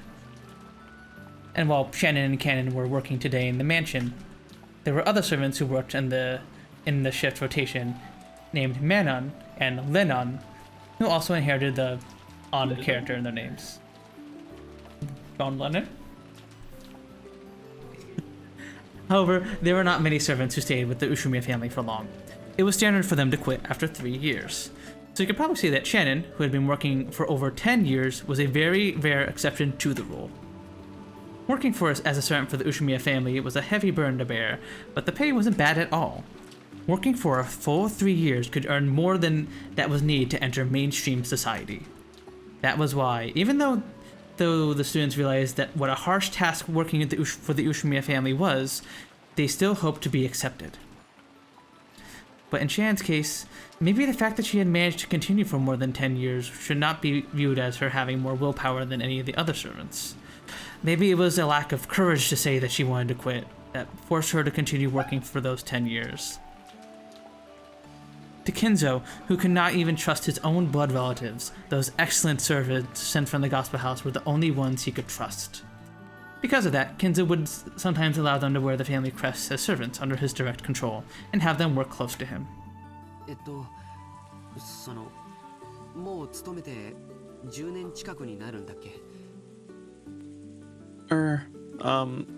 You've already been working here about 10 years, was it?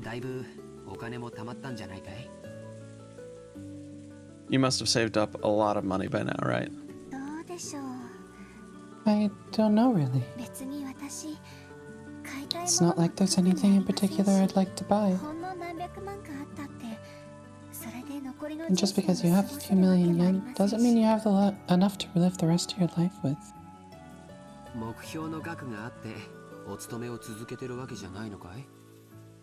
So you haven't been working here trying to reach a target sum?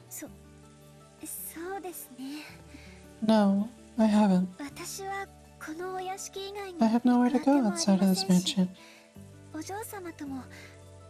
I have been getting along well with Milady and other young servants too. But caring for the rose garden and cleaning the mansion is fun.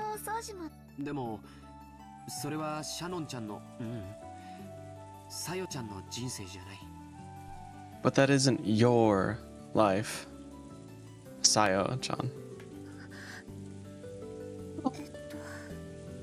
Shannon cast her eyes downwards when she heard her real name. She understood what George was trying to say and closed her mouth.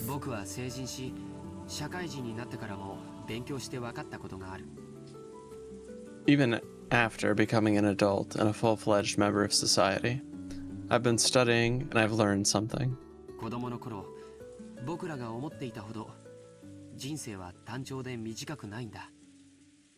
A human's life is not as monotonous or as short as we thought when we were kids. That horrifying thought that everyone has in their student years. Will the rest of my life be like a monotonous, boring, sleep-inducing after-school class, where I endlessly, lazily while away this time until finally it ends, without anything interesting ever happening? However, these thoughts only arise while a person is still an underage student. Compared to a human's life, the time they spend as a student is nothing more than a blink of the eye, just the period before they break out of their shells and cast off their immaturity. The inside of the shell might be a hot, suffocating, boring world, but the world beyond that shell is vast and filled with limitless possibilities. It's crazy, I still feel like an underage student. Yeah. So far, your life has been spent only within a shell called Shannon. Yeah, you never really have a period where you're just like, yeah, I'm an adult. Yeah, these people now. are like, oh yeah, it's only like it just disappears when you're not a student anymore. Surely. Yeah, my life. It goes away. You stop worrying that your entire life will be drudgery when you become an adult and have to go get a job. Surely. At what age do you become an adult is something I've been asking myself since I was 10. That's something that was brought up earlier, I think, during like even when like the adults were like talking, like even they didn't Maybe feel when like I'm 40, I'll feel like an adult. Maybe. 君は自分の人生がこの生活のままずっと続いていくと勘違いしてるんじゃないかな。Shannon, aren't you making the mistake of thinking that your life will always continue like this? それは That is. Shannon couldn't deny those words. She hadn't been able to find any concrete issues with her way of life, and since she'd never have had any desire or goal to change herself in any particular way, she had continued her life idly. And if she were asked whether her life was already fulfilled, she wouldn't necessarily have been able to nod. That may have been a truth she was deliberately averting her eyes from. As long as George did not realize that truth, she would have continued pretending not to notice, as her real life slipped away, neglected, bit by bit. ジョージさん このままでいてはいけないのでしょうか Continue living this way? いけないよ。 It's wrong. あ、それから今、ルール違反が一つあったね。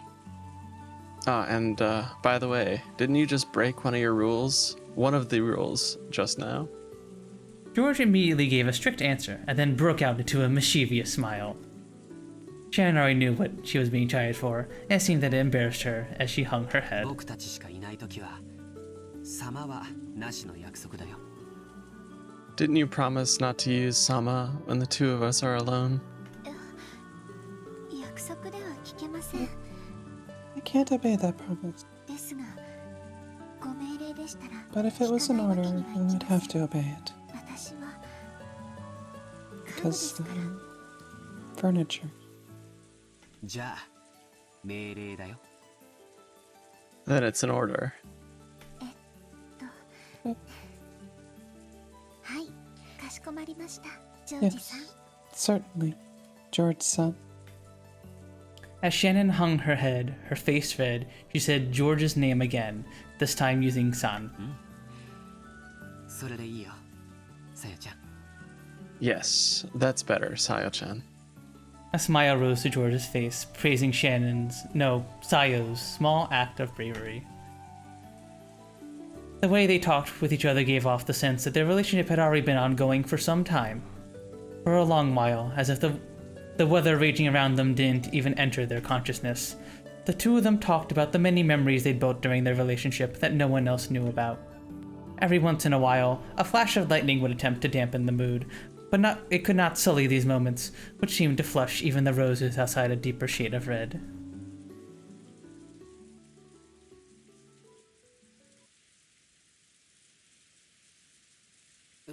Soだ。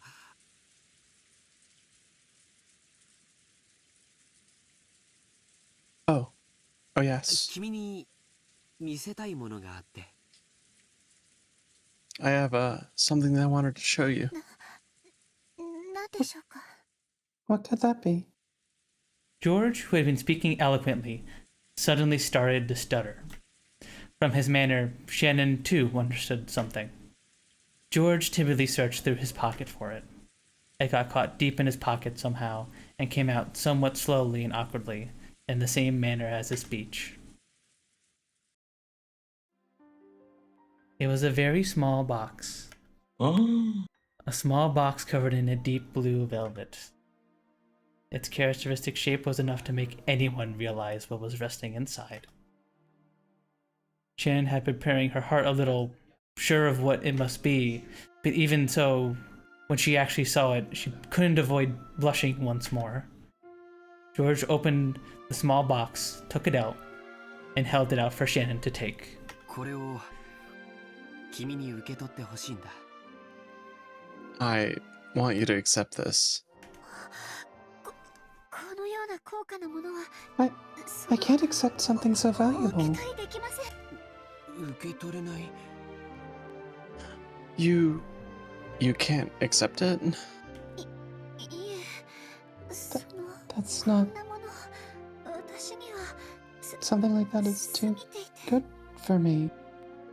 さよ。これはおさよ。願いじゃない。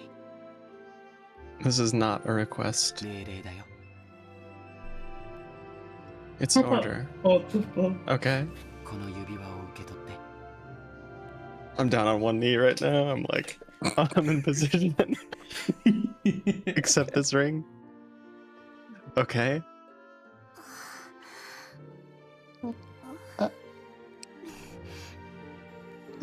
I can't.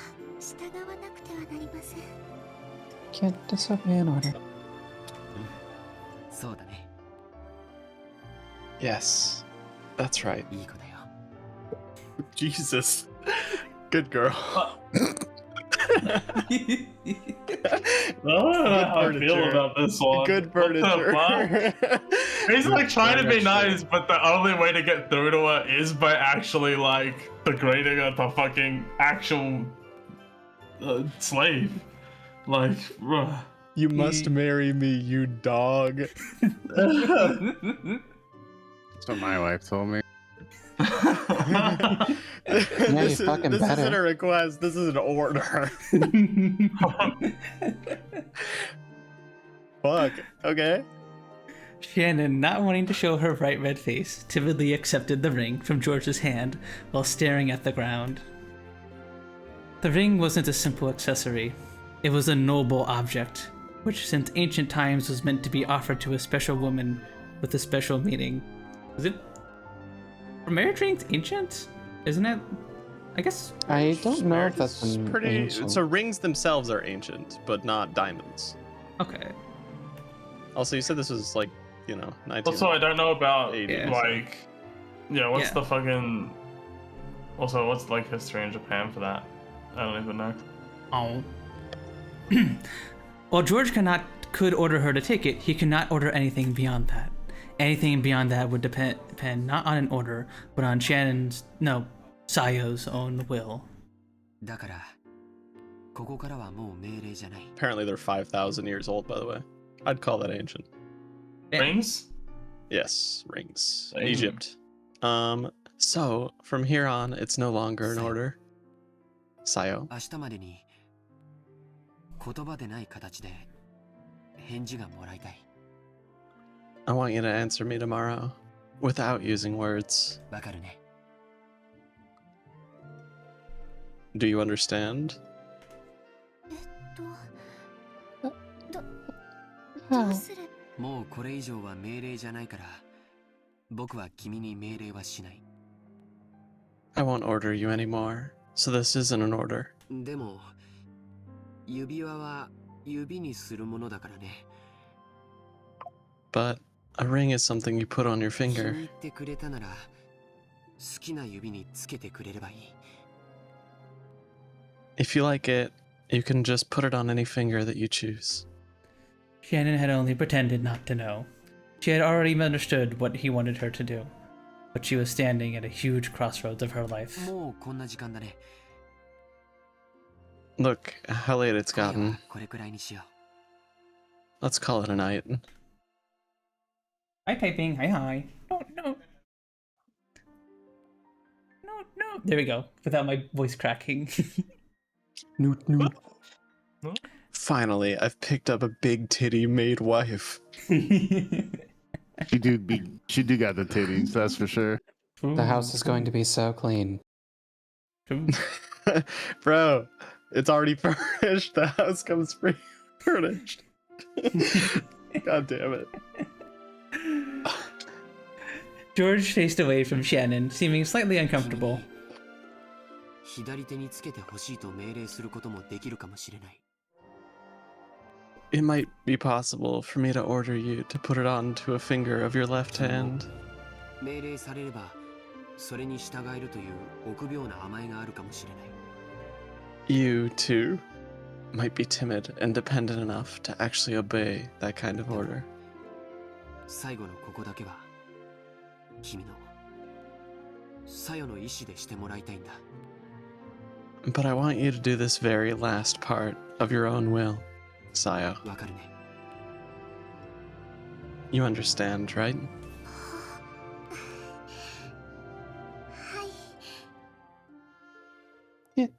Yes. だからそれが命令。 So, that's my 今 order. 夜よく考えて明日その返事を見せてほしい。 I want you to think about it well tonight and show me your answer tomorrow.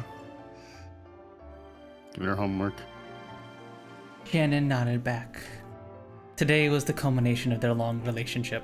This moment had not come as any surprise to そ Shannon. ろそろゲストハウスに戻ろうか。 We should be getting back to the guest house これ soon. 以上遅いとみんなを心配させちゃうよ。 If we take any longer, we'll make everybody worry about us. すみません。 I'm sorry. I そのお屋敷にいよう思い出しま I して just remembered something I had to do in the お mansion. 屋敷へ行か So ねばなりません。 I have to go back to the mansion. こんな時間に Something this late? 本当かな。 Really? George stared into Shannon's face as he laughed mischievously. He had seen through that obvious lie of Shannon's. But imagining how she felt, it wasn't as if he couldn't understand her embarrassment and why she might ask to be alone. And so George, having understood Shannon's lie and all that was behind it, allowed her to leave.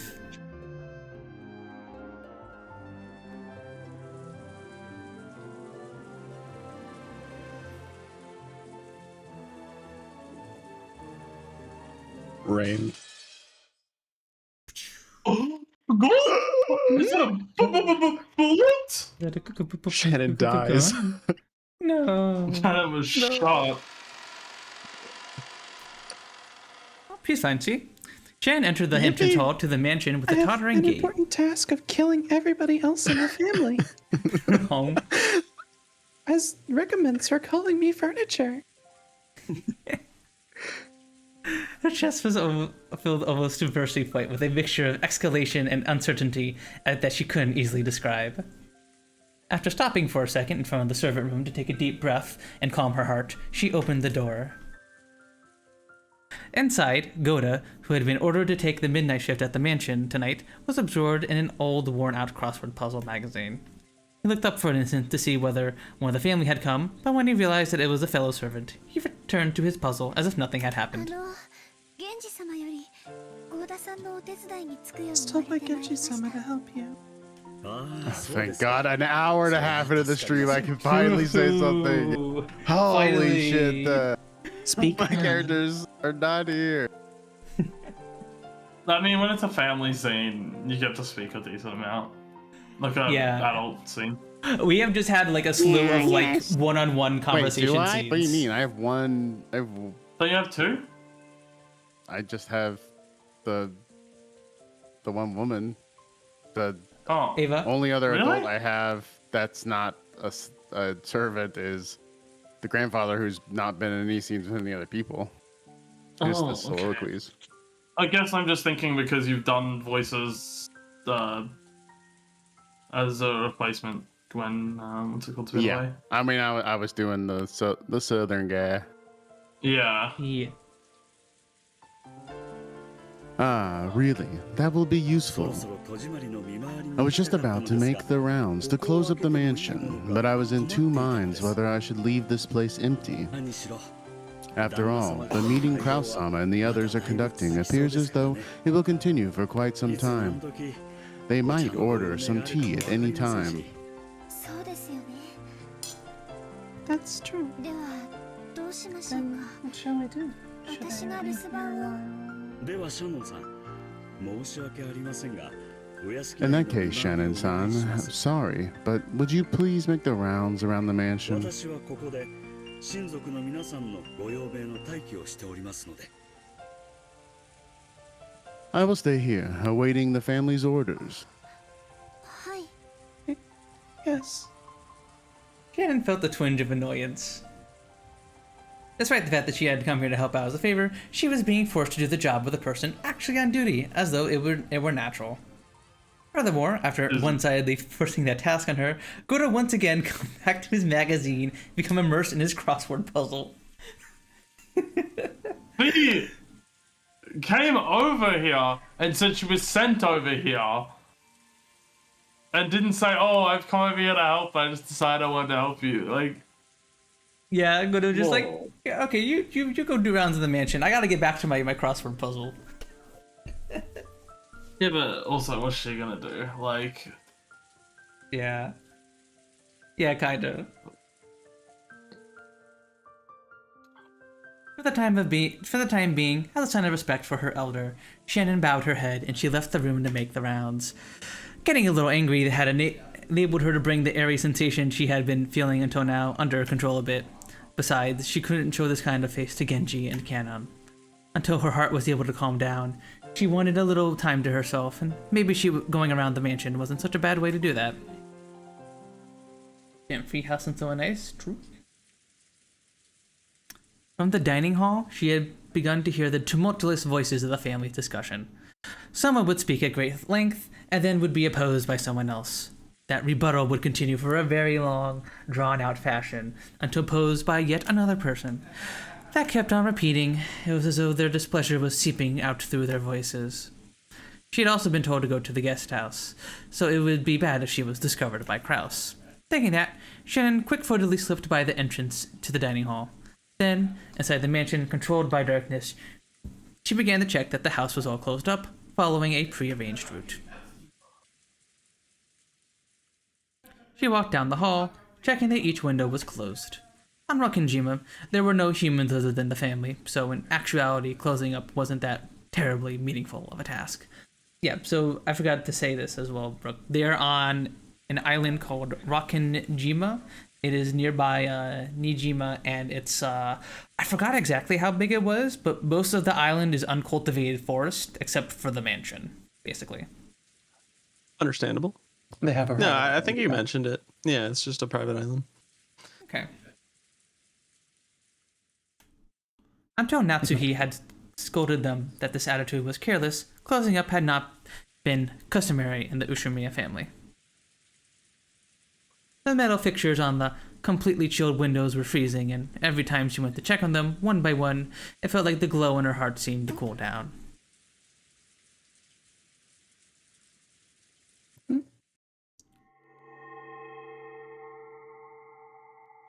with the butterfly. Just then, as she thought she saw something flickering across the hall. Flickering? Something like that shouldn't be visible beyond the darkness of the hall. Although she thought it was probably her eyes playing tricks on her, she killed her breathing for a brief moment, and, grasping a curtain, she fearfully gazed into the center of the hall. However, other than the occasional crack of thunder brightening the hallway, she was unable to glimpse any flicker again. It must have been her imagination after all. Maybe because she couldn't calm her heart, she saw something that didn't even exist. Chen resumed checking the windows. However, in the back of her mind, a certain unnerving possibility had been resurrected. It was that which had been passed down amongst the servants who served the Ushimiya main family, that ghost story, in which the mansion had different masters of the day and the night, in which the master of the night, Beatrice, would sometimes fly around the mansion in the form of sparkling butterflies. Come to think of it, hadn't Kankud said that he had once seen it for himself? He got sulky when I didn't believe him and told him he was just seeing things. Could it possibly really... The roar of the thunder gave no answer.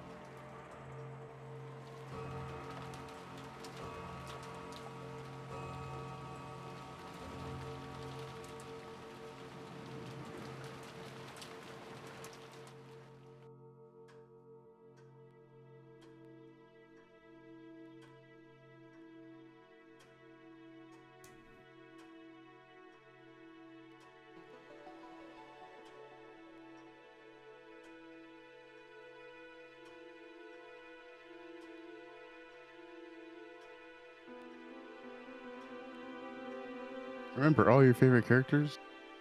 True. They're all dead.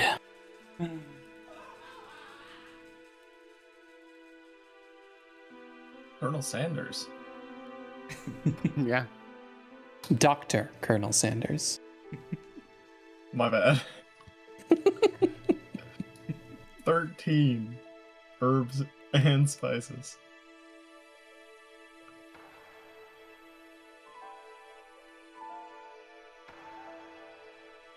$13 salves and solutions will be going into your sepsis.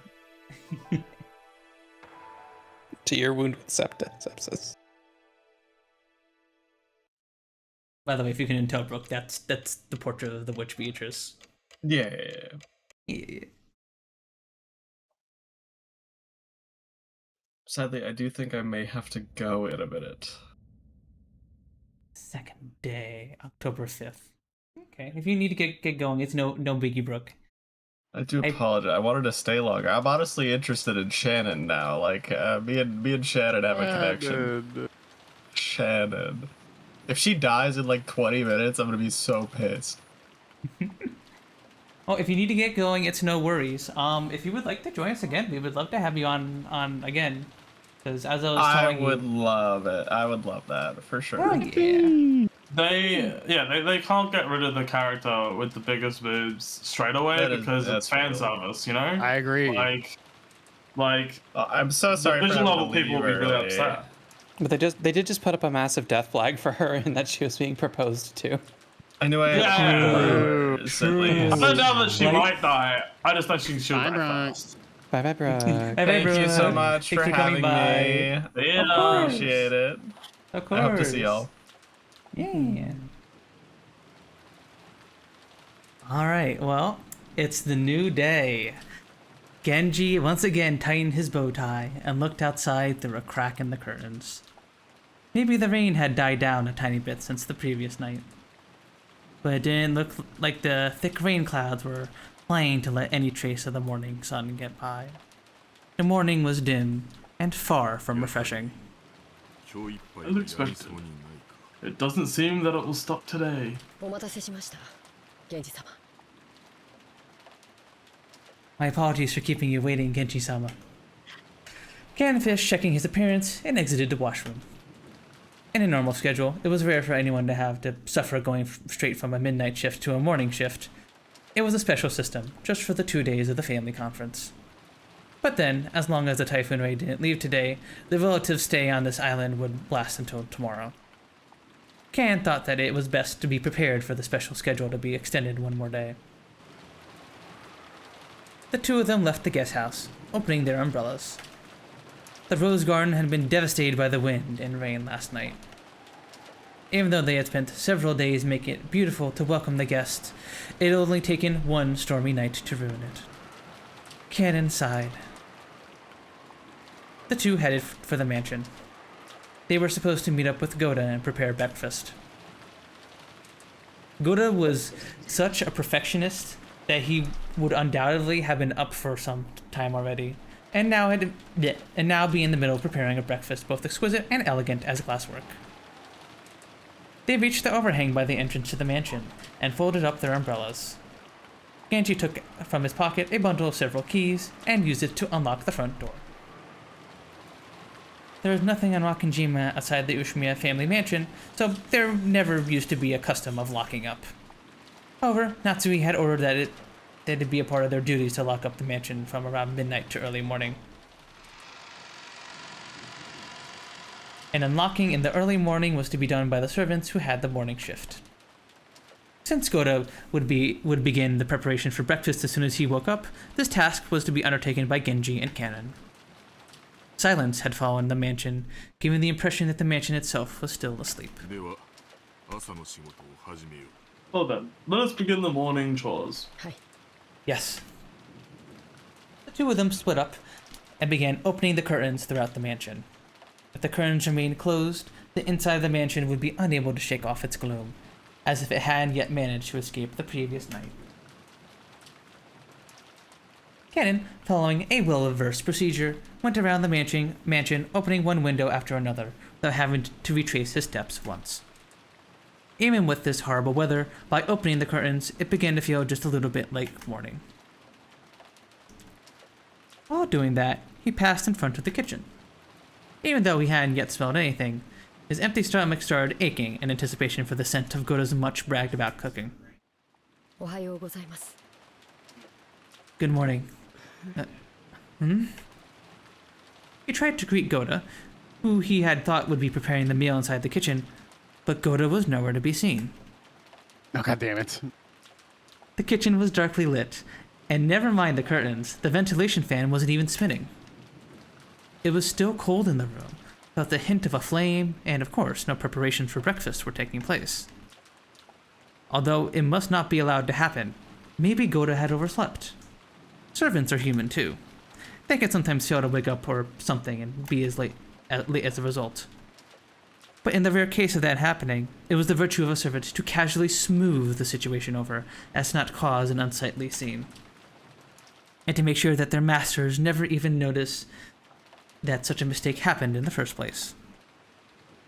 Ken took up the receiver of the phone fitted to the wall and dialed the extension number for the room where the servant slept. Huh? He couldn't hear the characteristic sound of a dial tone. Ken tried to pick up the receiver again, but even so, he couldn't hear the usual dial tone. Tried dialing again, but it had no apparent effect.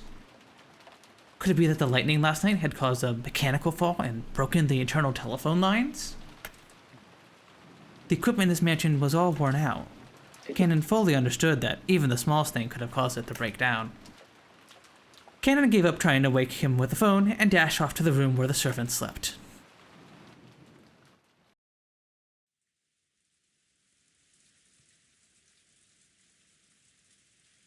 How long had she slept until?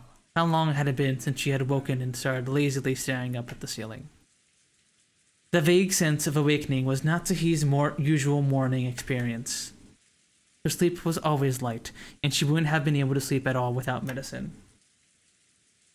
Dial-up. To Natsuhi, sleeping was definitely not a happy thing.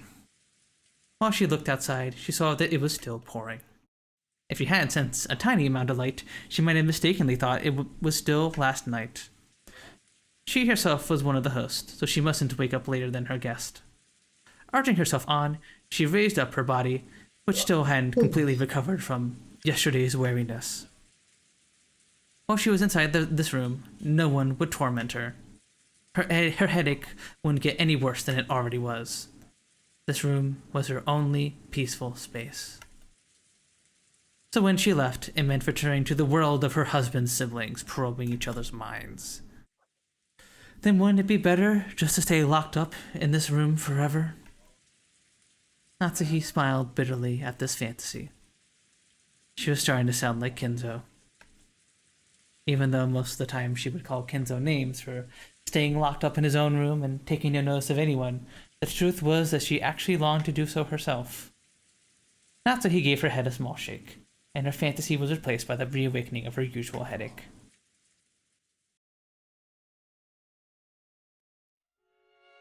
When she reached for the doorknob to leave her room, her hand touched the scorpion charm that she hung up from it before going to sleep the previous night.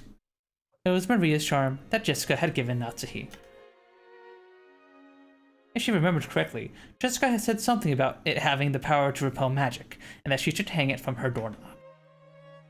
Maybe it was thanks to the charm that at least this room had been protected from her husband's siblings' malice. As she thought this, her mood began to get a little bit more cheerful.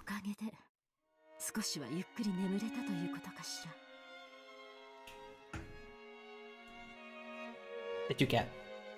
So perhaps it was thanks to Jessica that I was able to get a little peaceful sleep. Then Natsuhi remembered. That's right, last night I promised Jessica that I would give her a charm of my own in exchange for this one, didn't I? Natsuhi opened a drawer of her dresser and took out an antique accessory case that she had treasured ever since she was a child. Inside, there were many small objects that Natsuhi had once thought were very valuable at the time. Amidst those, she pulled out a red pouch. Inside was a small, round mirror about 10 centimeters across. It looked quite old, but the design on the back of the mirror was very ornate, and it felt like something with historical value. At the very least, it looked much more effective when compared to the other charm, which looked like a plastic scorpion key holder. She had heard that this mirror was a spiritual mirror to ward off evil spirits, and she had been given it specifically by her grandmother when her grandfather's mementos had been distributed. It had been believed that since ancient times that strange powers dwell within mirrors. Most likely, the way they reflect light created belief that they also deflect misfortune and malice in the same way. Natsuki returned the mirror to its pouch. It would probably be a fitting object to hand over to Jessica. Just as she was placing it in her pocket, the sound of someone knocking on the door suddenly echoed throughout the room. Yes.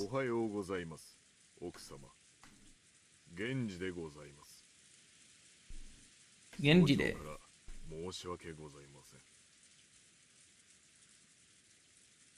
Ichiro's.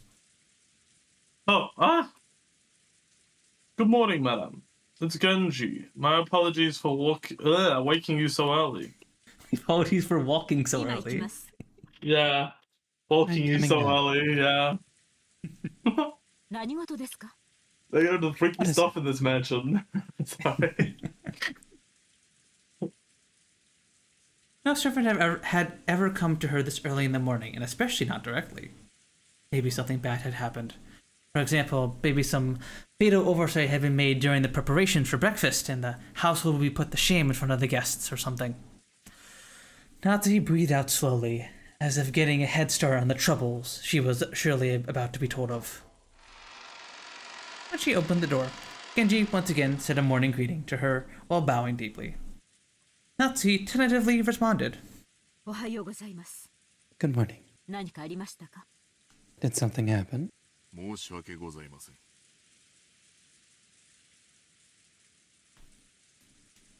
My apologies. It seems the telephones are out of order due to the last night's lightning. The internal lines have gone dead, so please forgive my coming to see you directly. The internal lines have gone dead. That will be troublesome. Will it be possible to repair it?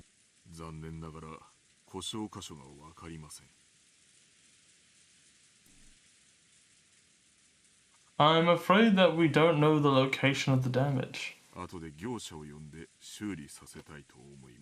would like to call an expert and have him repair it.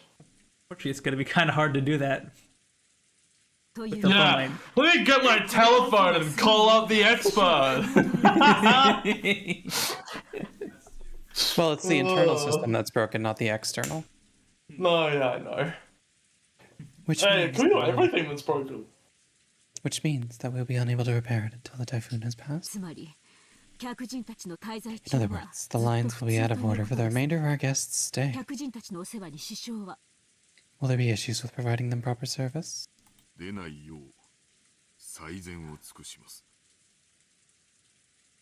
will do all we can to make sure there are none. Very well. I will be counting on you to ensure everything goes smoothly. Natsuki let out a small sigh of relief. She had been prepared for the worst. But a telephone breakdown wasn't the kind of trouble she was worried about. But then even this would probably be enough to spark sarcasm from Ava. Natsuki gave her head a light shake. Are the preparations for breakfast proceeding well?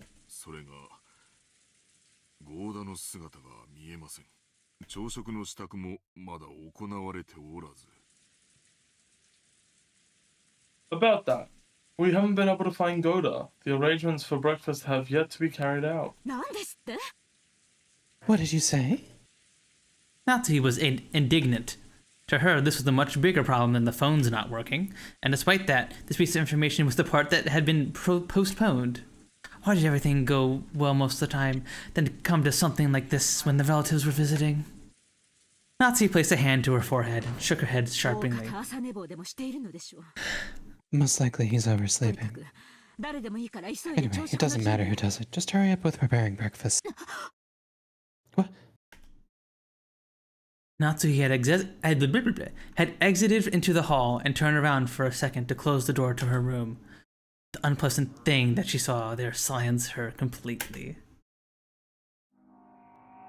It was an unsettling sight, as if someone had dipped their fingers into a dark red liquid and clawed at the area around the doorknob. As though someone had soaked both their hands in blood and groped at the door and the knob. God, if my character's the first dead! Like someone had wanted to stage something like that and left this mark as an awful prank. What wicked mischief is this? How awful. I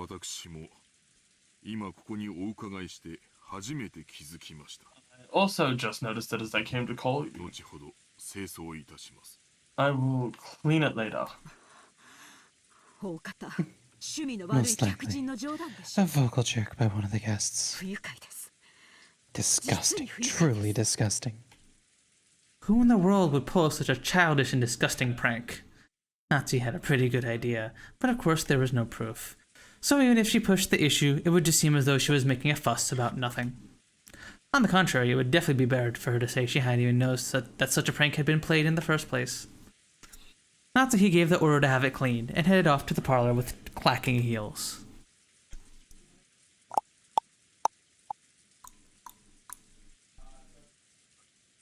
When Natsuki and Genji had arrived in the parlor, Eva and Hideyoshi were already there. Here we go, baby. Good morning, everyone. Morning, Natsui-san. Our Goda-san would be making us breakfast too, isn't that right? My stomach's been getting all excited since I woke up. Yes, food is about the only thing worth looking forward to here, isn't it? You too, Eva-san. I'm pleased to hear that you are well this morning. He returned Ava's gaze, which was fiercely competitive, even though it was early in the morning, with a weary expression. Then Cannon jogged in. After bowing an apology to the relatives for running inside the mansion, he approached Genji and told him something in a small voice. Cannon, have you still not found Goda? My apologies, ma'am. I went all around the inside of the mansion and the guest house, but still... Where in the world has he gone? For now, breakfast is a higher priority than finding Goda. Quickly. Damn, what the fuck? Well, they don't think he's dead. Yeah, they don't think he's actually in trouble, and it wants to be a good, hostess, even though they're bastards. Well, they're not bastards, that's one of the problems, but... Mm-hmm. Bastard. Yeah. Very promiscuous. Bastard. Cannon glanced at Genji. It looked like he had something else to report, but needed to ask Genji whether he was the right person to say it. Genji nodded and decided to give the report himself.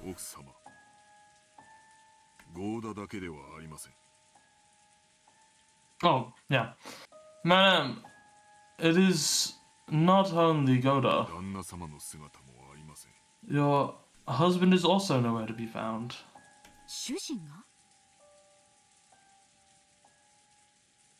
My husband?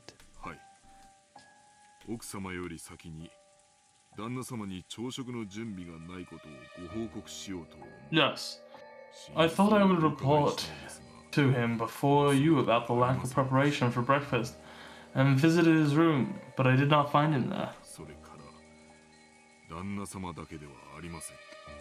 Furthermore, it was not only he who was missing. Rudolph-sama and his wife, as well as Rosa-sama, are nowhere to be found. Fucking hell! That's a big fucking... Not even in the guest house. List. Hmm. And not in the mansion? Yes, nor are they in their rooms in the guest house. When she had heard that Goda alone was missing, she had thought that he might have been slept in or was loafing around somewhere, but once she heard that several of the relatives were also missing, she began to start thinking a little more optimistically. Last night's family conference might have continued all night, and in fact might still be going on. It would then be imaginable that they had wanted to cool off their heads after being in that stuffy room, and had all gone off in a group to walk through the rain. The part about cooling off their heads really sounded like something Kraus would like to say. Probably, Goda had been called in to go with them to aid them with something. Goda was not a man who lost track of time. He had to have understood that if he did not return, the preparation for breakfast would be hindered. So perhaps, as much as he'd like to leave, the atmosphere would not permit him to, and the conference was continuing in that manner even at this very moment. Yes, Natsuhi thought this to be an extremely persuasive theory. Natsuhi remembered the illusion that she had felt that morning of being sucked into a continuation of the previous night. And upon learning that the feeling wasn't just an illusion, she once again let out a deep, weary breath. Because the banquet of the filthy vulture circling around Kinzo's property was still continuing. Most likely, they're still repeating the same discussion about the inheritance somewhere in the garden. Or maybe the beach. In any case, we must call Goda back, or we will never be able to complete the preparations for breakfast. So what you're saying, are Nissan and the rest are still continuing their discussion? She thought she had spoken in a small voice, but Hideyoshi had overheard her and managed to grasp the situation. Nissan and Rudolph sure are tough. And maybe it's just youth in Rosa's case? The two of us were so tired that we had to go back to bed after just midnight. I do remember that Nissan and the rest were still having a heated discussion at that point. Men sure are nasty when they get excited. Natsuhi snorted, her face still blank. Trying to find the treasure. Search outside. What'd you say, Rose? I said they're out trying to find the treasure. Prove the hidden gold. Whom only Kraus and Natsuhi know is real. And, well, I guess Kinzo, but yeah. No, it's real. If you find Goda, tell him to return immediately and begin preparations for breakfast. Certainly. Natsui and Nissan, aren't necessarily outside, right? Couldn't they also be inside Father's study? Ah, sure, I can see that. I don't know what they've been discussing, but there's also a decent chance that they've moved on to Father's study and included him in the discussion. I cannot imagine that Father would willingly invite that detestable topic into his study.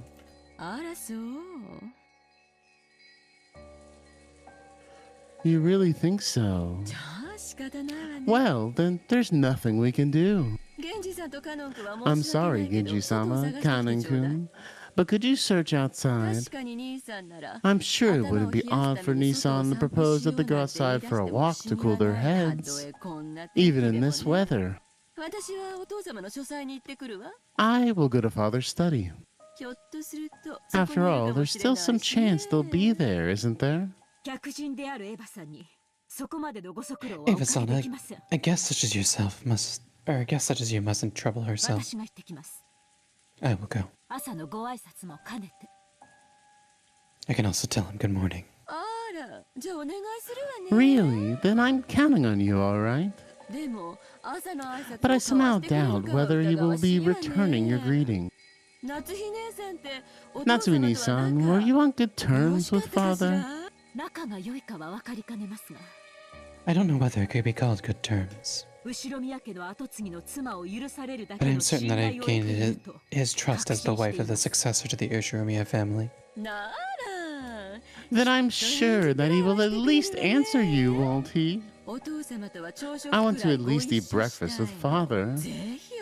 I wonder if you could convince him to come down and join us. It seems that he thoroughly despises the rest of us, but I'm sure if his trusted Natsui asks, he will surely listen.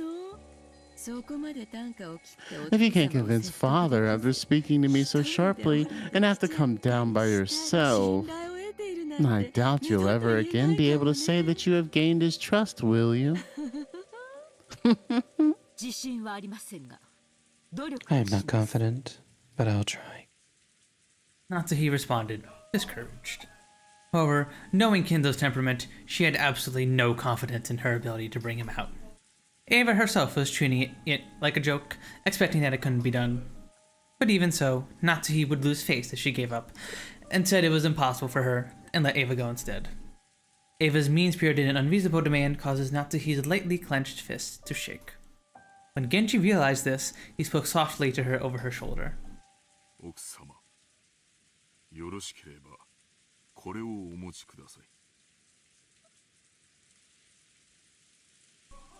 Madame, if you would please take this.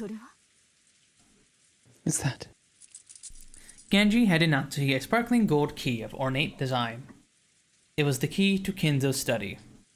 The study would always lock itself and couldn't be unlocked as long as Kinzo forbade entrance. However, since Genji was especially trusted by Kinzo, he was allowed to carry a key to that door. But if this key is used, won't you also receive the blame? When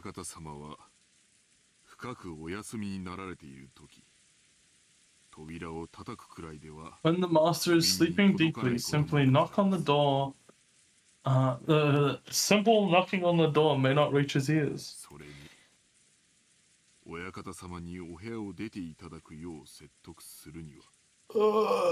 when persuading the master to leave his room, it'd be more difficult if you must talk through the door.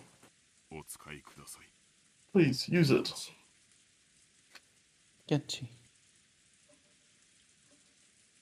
Until now, Natsuhi had thought of Genji as a cold servant who worked directly under Kinzo and would never work for her, but it looked like she would have to alter her understanding of him. She wanted to communicate her feelings of thanks, but by then, Genji had already turned his back on her and was walking down to the corridor with Cannon. But as Natsuhi watched them go, the words that reached her from behind were sneering. Be sure you bring father with you, okay? After all, it's his son's darling wife who's asking. I'm sure he'll listen to you. We are guests, so let us leisurely relax here. Quit it, Ava. You're talking too much. Sorry, but Natsuhi-san, I will leave father to you. Natsuhi left without replying, at a swift pace, her heels clacking loudly with every step.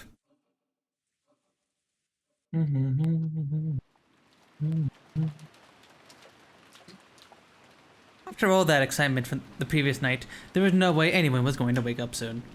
George and Nikki, Jessica, and I were snoring loudly on the bed in the cousin's room. But Maria, who didn't join in and who had gone straight to bed the previous night, suddenly and completely opened her eyes. She rubbed her sleepy eyes and looked around. The loud snoring coming from the three cousins continued. For a while, Maria had to think about what had happened. After that, she realized that her mother was not with her and quickly got lonely. Maria left the cousin's room, trying to head to the room that had been arranged for her and her mother. Paying no heed to the three that were sleeping soundly, she made a loud slamming sound on the way out. In response, Battler mumbled and rolled over in his sleep, but there wasn't enough to wake him up. After a while, Maria returned, once again opening the door with a lively bang. Oh. When she had left the room, her face had been sleepy, but after returning, she now looked discontent. After that, she climbed up on Battler's bed, which happened to be the closest, and started yelling and jumping on it like it was a trampoline. Ooh, ooh, ooh! Wake up! Ooh, ooh, ooh! What? Is it a raid? Surround them! After making sure that I was awake, Maria jumped over onto George and Nikki's bed and started bouncing on that too. In that manner, the three of us were all greeted with an extremely pleasant awakening. Thanks, Maria-chan, for waking us up. You stopped us from sleeping in after that late night. But it would have been perfect if you could have just been a little more gentle. ジョージ兄さんは本当に大人だよ。尊敬するぜ。 George-san, you really are an adult. I respect that.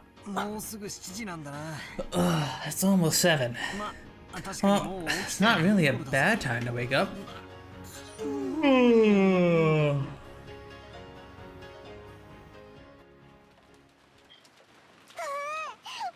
Ooh, Mama's not here.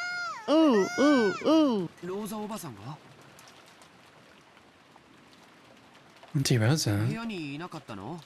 She wasn't in her room? I wonder if she's already woken up and has gone to the mansion. She's not here. Ooh, ooh. Ooh. Mama. Ooh, ooh, ooh. Maria kept groaning ooh ooh and looking unhappy. It seemed like she wasn't simply lonely because she couldn't find her mother, but was actually unhappy because her mother wasn't in the place she thought she was, and this made her feel like she had been tricked. If he could have just told her where her mother was, that might have been enough to satisfy her. But unfortunately, as long as we were here, we had no way of finding that out. どうせ朝食に行くことになるんだし、屋敷の方に行こうぜ。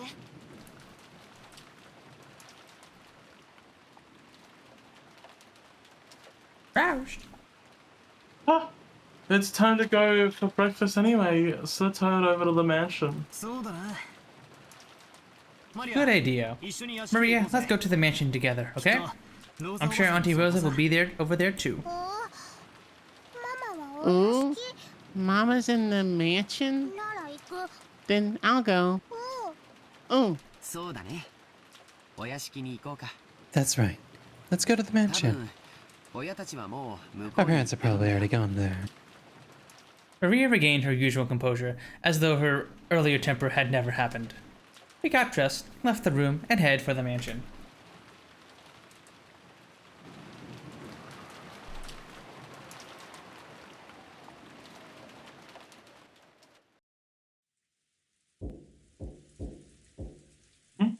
The door to the study was once again knocked upon, but there was no answer. He was still sleeping, and she couldn't even wake him. If she had returned downstairs saying something like that, Ava would be very amused and triumphant. And even aside from the whole Ava issue, there was the problem that yesterday, during this once-in-a-year family conference, he had stayed locked up all day and had still not come out to greet the guests. Even though he was the head, no, especially because he was the head, he couldn't fail to make an appearance. Could she convince him?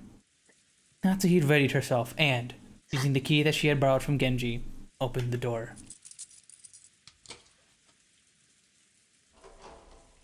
I have a feeling she's about to gently open the door.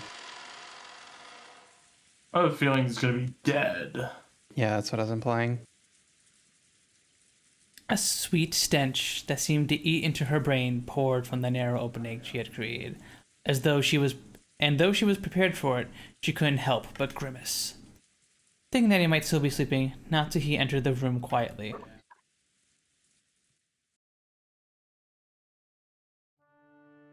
When he did, Kenzo, already awake, was looking down out of the window. So you're awake. Good morning. How did you get in? Kenzo spoke with his back still facing her. His voice was not harsh, but calm, and Natsuhi was slightly reassured. However, he was at least in a bad enough mood that he had ignored the sound of all that knocking, even though he had been awake. Natsuhi wasn't able to break the tension. My sincere. I asked Genji-san, and he allowed me to borrow the key to the study. Oh, Genji did. If my friend thought it was that important, then I have no choice but to listen. Tell me, what business do you have? Yes. Breakfast will soon be prepared, and I would greatly appreciate it if you would join us. I will eat here. Have it brought here like always. But Father, 年に一度の親族会議です this is the annual family せ conference. めてお顔をお見せになってください Please, at least let them see your face. You ask me to go downstairs and join in on the discussion of how my inheritance is to be chewed apart after I die? How foolish. They can keep talking about that kind of thing as much as they like without me. And if that's what you call a family conference, it's nothing so important that I should leave my room for it. I am busy. Do not bother me. With his last words came the threat that any further questions would be useless. Natsuhi realized that adding any further pleas would finally bring his wrath down upon her. It would be annoying to hear Ava sarcastically say that she hadn't been able to convince him after all, but there was nothing more Natsuhi could do. そうですか Is that わかり so? ました Understood. みんな残念がるでしょうがそう伝え I'm ます sure everyone will be sorry to hear it, but I will tell them. Natsuhi decided to give up. Please tell about Beatrice. Bowing silently, she made to leave the room before Kinzo's spasmodic temper could fire up. As he did that, Kinzo called out to her. Compared to the usual Kinzo, this voice was calm and gentle, like it came from another person. 夏日、後ろ宮の家に嫁ぎ、もう随分になるな。Natsui, it's been quite some time since you married into the Urashimiya family. はい Ye- 後ろ宮を Yes. 名乗ることを許されてから It has been a while since I was first permitted to bear the name Ushiromiya. 前の家が恋しく Do な you ることも sometimes ある long for your previous family? いい No, え嫁ぐとは成果を捨てることです marriage means throwing away your parents' family. 私は後ろ宮夏日 I am Ushiromiya Natsuhi. 帰る家も懐かしむ家も全ては If I こ have の a family 後 to ろ return 宮の家のみ to で or す to reminisce over, it is only the Ushiromiya family. It was definitely not an exaggeration. Such was the level of Natsuhi's resolve in calling herself an Ushiromiya. That was why she was so sorrowful that, despite all her effort, it had been fruitless, and she was not even accepted by her husband. クラウスが女で If Kraus had been a woman and you had been the husband, いやそれ no, は I won't say that. それはどういう意味で What す do you か mean by お that? 父様 Father, Natsuhi was shocked. If Kinzo's word just now had been meant literally, they would have been more than enough to make up for all she had suffered up to this point. 忘れよ Forget it. 年寄りのざれ It's just the 言だ nonsense of an old man. Kinzo once again faced away from her. He had told her to forget it, but Natsuhi couldn't help feeling a warmth in her heart. お父様 Father, この夏日は血はつながらずともお父 even if 様 I'm の娘です not connected to you by blood, I am still your 後ろ daughter. 宮家の名誉も栄光もそしてお父様が残されたものも For す the, べ to て the この honor 夏 the, 日が and glory of the 必ずや守 Ushiromiya ってみせ family, ますから and everything you have left, I guarantee you I will see it protected myself. お前に片翼のわしをまとう資格 You do は not have the qualifications to wear the one-winged eagle. しかし However, お前の the one-winged 心には eagle, 確かに片翼 the one-winged Ingle. eagle is surely engraved in your heart. ならばお前は In that case, you are unmistakably by blood relative, and no one, and one who will inherit the glory of the Urashimiya family. お前の衣服にわしが Some will sneer that there is no eagle on your clothes. しかし However, that is nothing to lend an ear to. Only those who hold the eagle in their hearts are my true blood relatives. I now believe it an honor that I was able to welcome you into the Urashimiya family. This does not sound like him. What the fuck is happening? He likes everyone to be submissive and bowing and stuff, and she's like that. Incredibly so. His kids are not, so. What's the thing with the old people where they're like they make more sense. Was it sundowning where they make more sense in the morning and stuff, and then later in the evening? Yeah. Maybe this is something like that. Maybe. Without saying anything more. I will be back. Do we need to take a quick break here, Rose, or? Probably. It's raining, and I think something got delivered, so I'm gonna go grab it out from outside before it gets wet. We could just keep going if she's checking that. Okay, She's yeah. not in the scene. True, if she's not in the scene, we can just keep going. Without saying anything more, Kenzo remained with his back to Natsuhi. However, Natsuhi couldn't help but feel something warm while up inside of her that she hadn't felt since long ago, when she had been just a child. Natsuhi bowed silently to his back and left the room.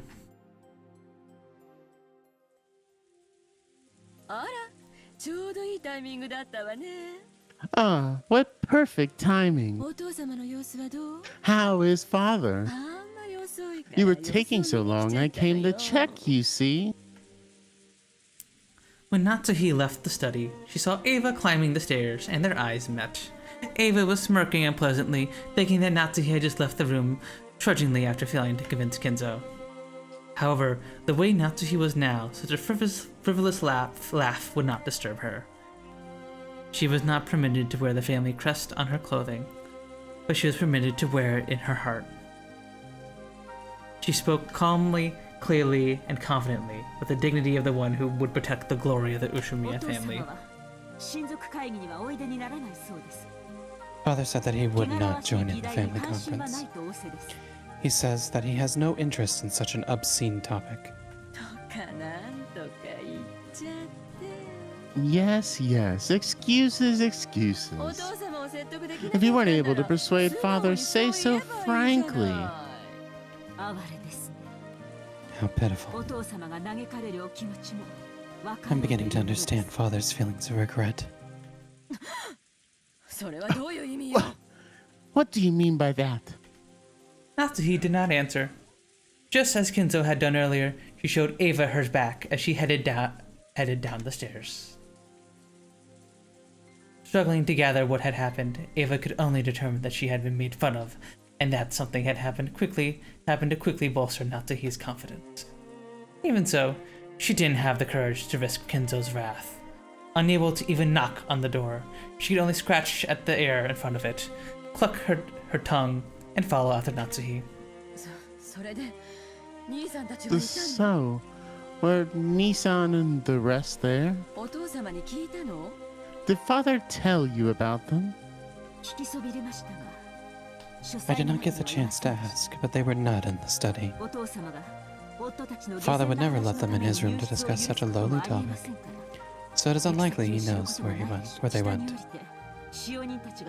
Let us go downstairs and wait for the servants to return from their search. Breakfast may be late, but how about some tea, Eva-san? I will be fine. Ava couldn't hide her confusion over the complete difference in Natsuhi's demeanor. She was acting so boldly, and while Ava hated to admit it, she even had a sense of dignity about her. Unable to find fault with anything, she could only follow Natsuhi back to the parlor.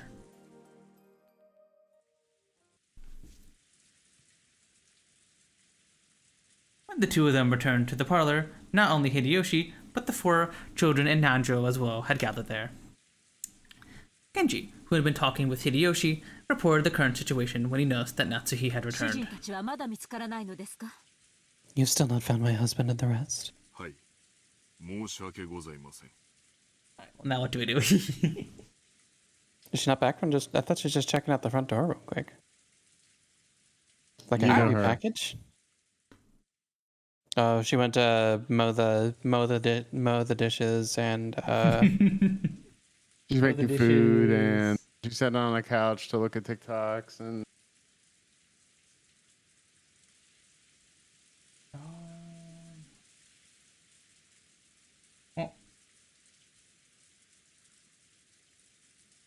I guess we can take a pee break. Yeah, we could take a pee break here. I did want to keep going for a little while longer.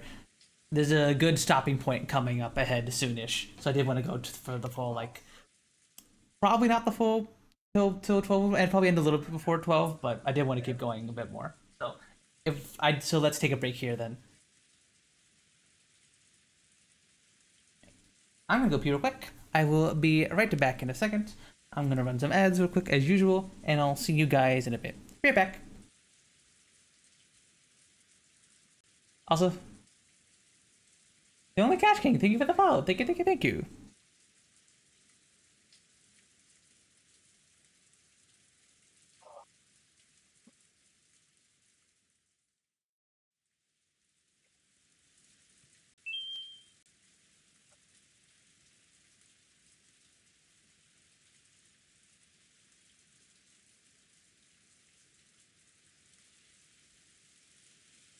I'm back. My bed arrived. But it was raining outside. But it wasn't raining long, so it's fine. But I'm back. Hello?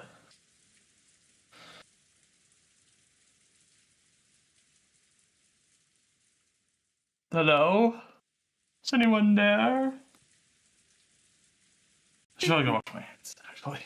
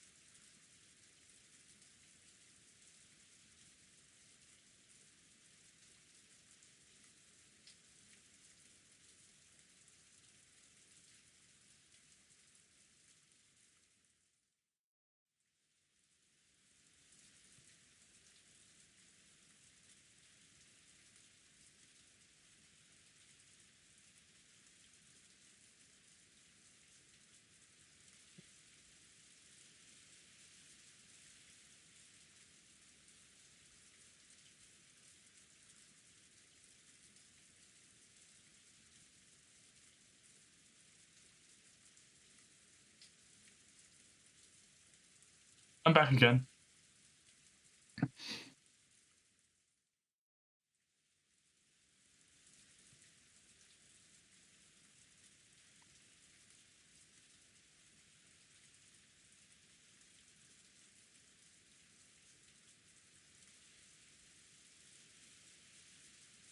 I'm back, everybody. Welcome back, Hans. Yeah, my bed frame arrived. Hey, nice. But I needed to bring it inside because it was starting to fucking rain outside. Now it's sunny again! But it was starting to rain, so... You get like a thunderstorm. No, it was not sunny. It was like looking really dreary. And then it started to rain and I was like, ah, fuck. So I went out there to grab my fucking bed because I was like, oh, I don't want to get soaked. I don't want the box to get soaked. But then once I've gone out there to grab it and bring it in, now I'm sitting here and the sun's come out. It's okay. I'm sorry I delayed the stream. No, you're fine. We just read some lines before your character was present, and then we took a quick break. Anything happen? Not much. Just Natsuhi went back to the parlor, and Ava tried to bully her, and Natsuhi just cleanly deflected everything that Ava said because she has confidence now. Damn. Empowered by what Kenzo said to her. Also, hi, the only Cash King. I'm new here. Welcome on in. Welcome, welcome. Sorry about that. The Cash King? The only Cash King. The only one. It's not the cash. No, it's not the cash I'm interested in.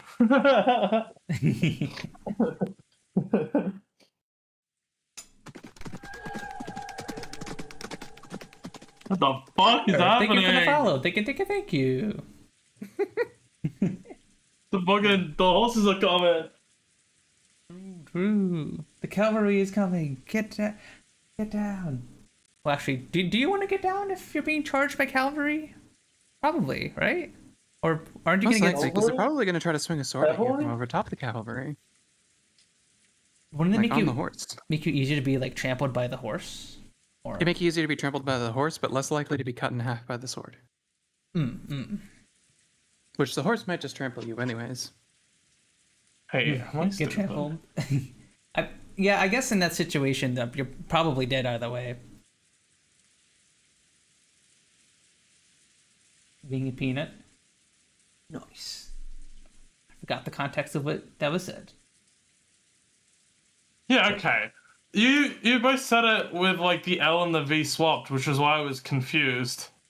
Cavalry? Is it? Yeah, you said like No, it was said differently. How was it said? How did you two say Cavalry. it? Cavalry? No, Cavalry. that's not how Pun said it.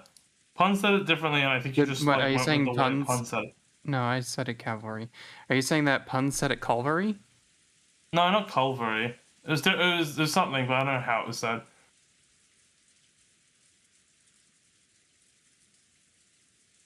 Culvery. Calvary. Yeah, you said it like Calvary instead of cavalry. Caval. That was how it was said. Yes. Okay, I I'm said just trying to cavalry. process it. Yeah. No, I think you said it the way Pun said it after Pun said it, but I think that was just because Pun said it that way. I'm not sure I did, but maybe. Well, I It see like you threw me off. on YouTube and see you to see you on Twitch. Oh, how'd you find me on YouTube? The only Cash is King. I'm always curious to hear how people discover me on YouTube because like it's a completely different beast for like discoverability wise compared to Twitch. Like these, unlike Twitch where I just sit in the category for whatever game I'm playing, I have no idea how people find my YouTube streams. Sometimes they just pop up on your homepage. I've told people that they've gone to my streams via autoplay. Apparently that's a thing. That's always interesting to hear. Well, if you have like a sword or something, the horse will avoid you and just 1v1 the person on horseback, but you'll probably lose. Gotcha. I found you by scrolling. Were you like doom scrolling and then you stumbled on me? Gotcha.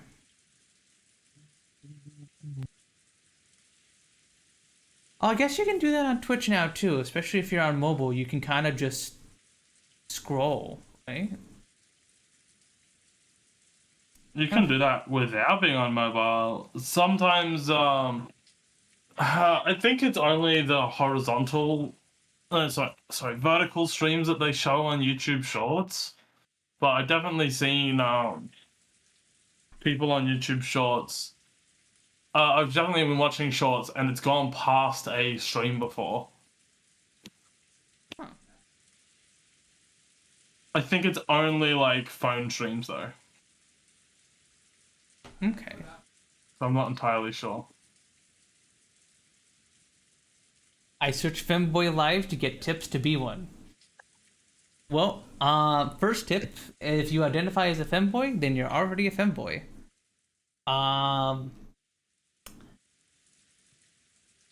In terms of like more specific tips about like, I don't know, like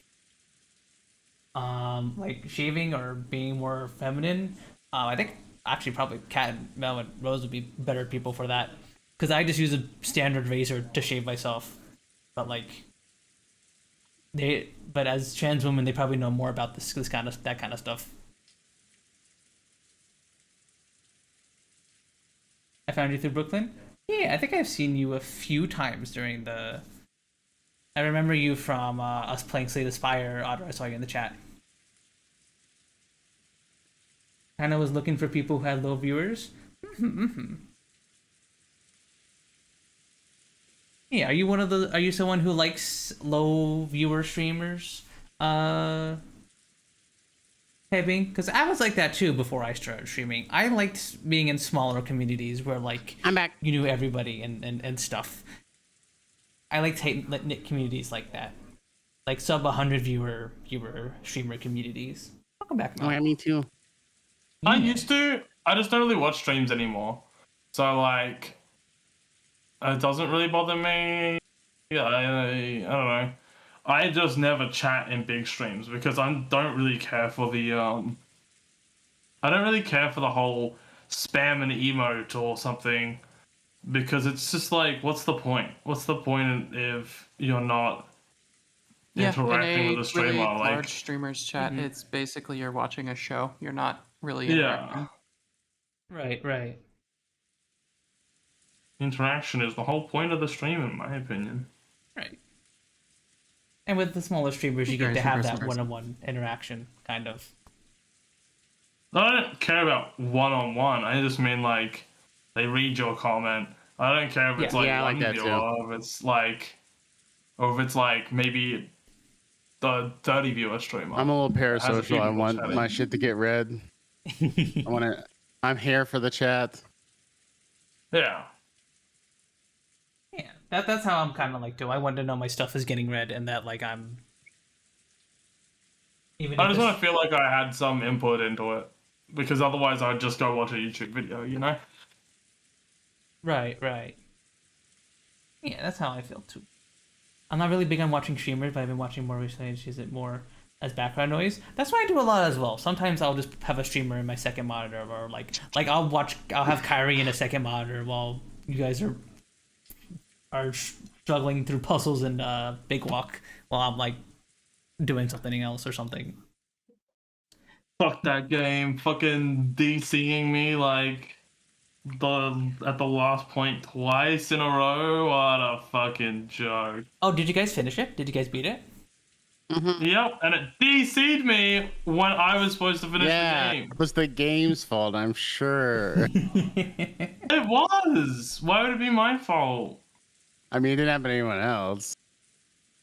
Yeah, so what the fuck is wrong with my game? And you've had issues with stuff before.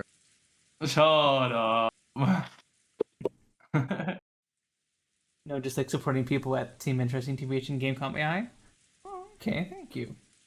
I'm big on going to VR chat category and sorting by low to high. Love that shit. Yeah. Who's your favorite streamer you've found through that? I don't know. She's about to tell you about the fucking Drone streamer. I thought it was There's gonna be someone a who drone I'm like streamer. soft friends in VR chat with now that I went that way, and then like I've got a bunch of founders badges by doing that with people that I probably don't sub to anymore. So you know. Yeah. I think I did that a few times too, where I'd grab a founder's badge, and like someone who just became affiliate, just to have the badge and be like, yeah, I got an affiliate badge, let's go. I mostly only had founders and streamers that I care about.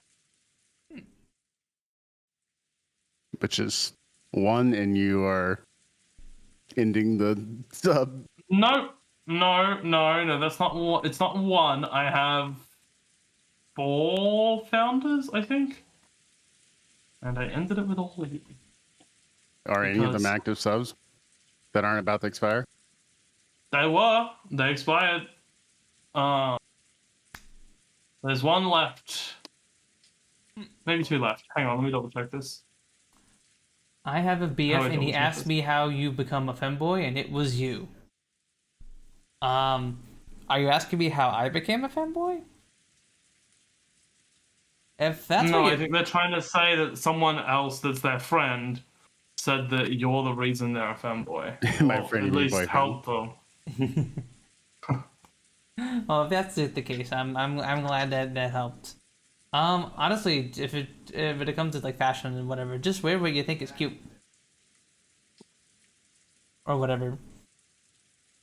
I lose founders. I have founders in one other thing. I don't think any of the subs I have at the moment are active founders. Never mind.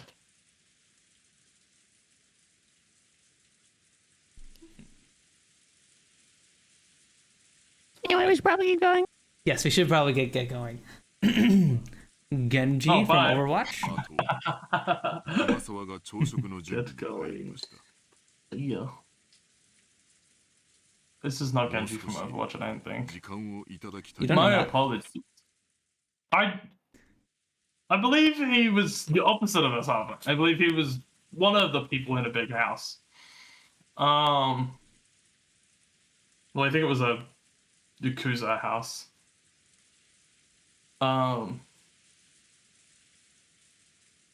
Yes, my apologies. Also, Kumasawa-san has begun the preparations for breakfast. She said that she will need just a little longer. The clock read a little past 8 a.m. 8 o'clock was the time that breakfast was supposed to have started. The mere fact that the host had gone over that time limit was a disgrace under normal circumstances.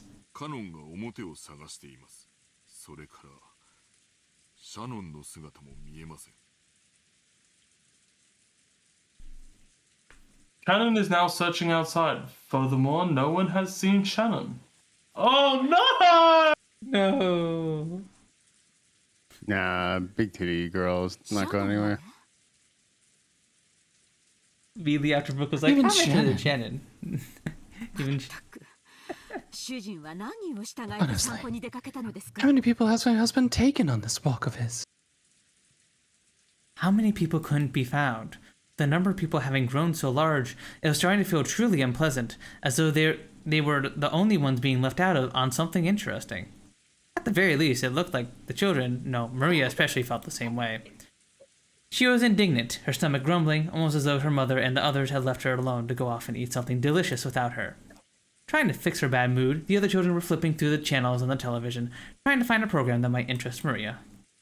Nanja was sitting on the sofa, glazing blissfully at the children while reading a book. No doubt it was a book about chess. The most weird one I found was someone playing Keton. I don't know what that is. The sound of footsteps came rushing towards them with a pitter-patter. There was only one set, so they probably realized before they saw the source that it was not Kraus, and the rest were probably canon. Madam, excuse me. Judging by your appearance, you haven't been able to find them. My apologies. I still... That will be enough. You worked hard. She didn't know where they were, but they had to be somewhere on the island. On this island. They hadn't put anything in their mouths since last night, so their stomachs must be growling about now. They would surely saunter in any time now. Natsu was already dumbfounded, and she had begun to think that there was no urgent need to find them right then. I will go to the kitchen and prepare some tea for all the guests. Thanks to both of you for all your hard work so early in the morning. Natsu, acting as though the release in tension had caused a new surge in her headache, left the parlor. Kan tried to call her as she left, but Natsuhi departed swiftly.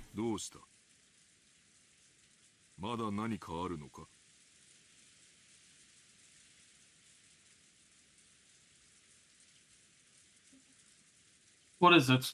Was there something else? Yes. I was unable to find her husband or anyone else, but... Ken sounded evasive. He still didn't know where they were, but maybe he found something with some relation to that. When Ava and Hideyoshi noticed the exchange of words, they came over. They had probably noticed the slightly strange way Kennen was acting. What's going on, Cannon-kun? Did you find Kraus, Nissan, and the others? Actually, something looked odd about the Rose Garden storehouse.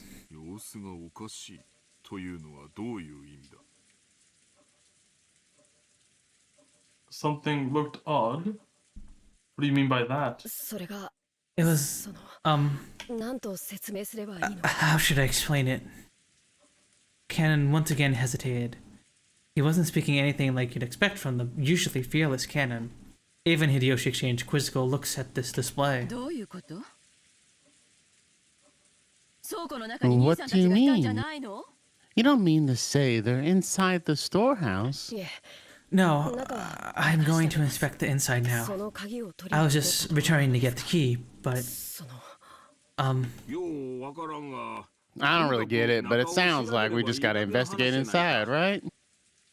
Where's the key to that storehouse? It is in the servant room. Let's check inside the storehouse immediately. Hey, following you, Blue Sky, being evasive. Cannon didn't answer. Sus. Cannon dashed off to the servant room and returned with the key. Genji left the parlor, saying that he would go check, but Eva and Hideyoshi also followed. What was this something odd about the storehouse that had caused the usually fearless Cannon to hesitate? It was still pouring outside, but their curiosity over this something that Cannon couldn't talk about won out. While the children made a big fuss watching television, Cannon and the rest dashed off to the entrance.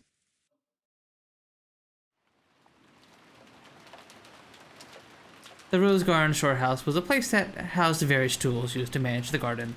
It was definitely not a pretty building. Because of its appearance, it had been built hidden in a corner of the Rose Garden. Cannon, Genji, Eva, and Hideyoshi came cutting across the Rose Garden holding umbrellas. They entered a small path just off of the Rose Garden, which was not being used by those simply appreciating the garden, but only by those maintaining it. As they dashed further along it, the front of the storehouse came into view.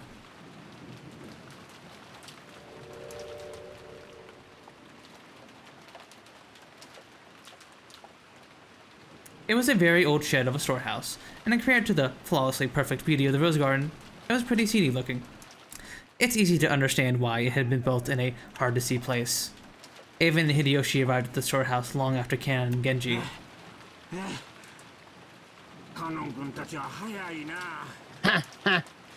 You two sure are fast. My heart was gonna explode. I guess they did build a storehouse over here. But what is that?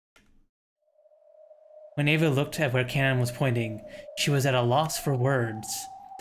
Noticing this, Hideyoshi also followed Cannon's finger, and was likewise too shocked to speak. The entrance to the storehouse was a kind of shutter, and there. Everyone now understood why Cannon had been unable to find words that could describe what he saw. On the shutter, which was completely filthy from being exposed to wind and rain for so long, plastered on it.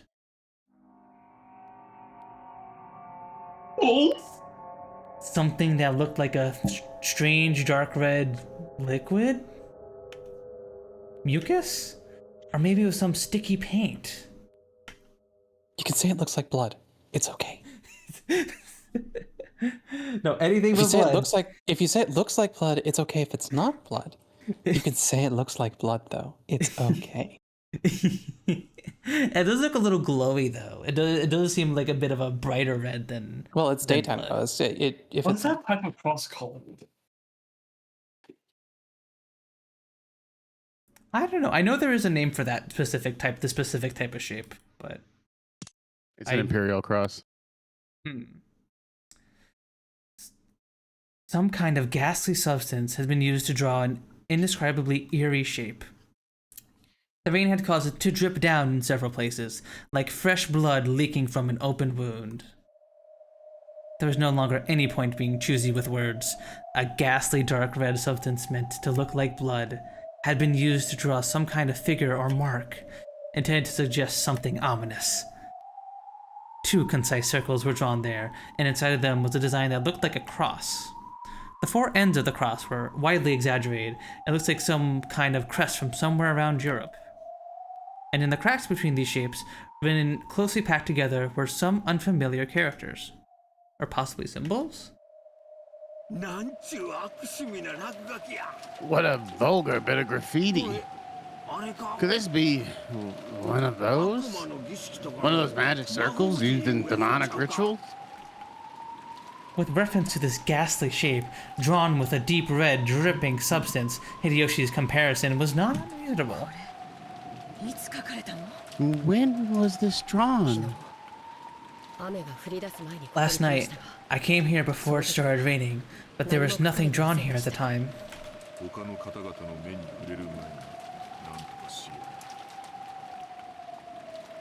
We must do something before anyone else sees this. If they laid eyes upon it, it would cause them great discomfort. That's right.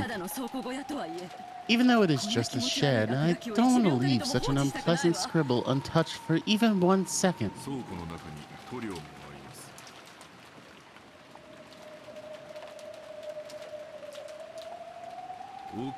Then there is some paint inside the storehouse. Let us paint over it temporarily as an emergency measure.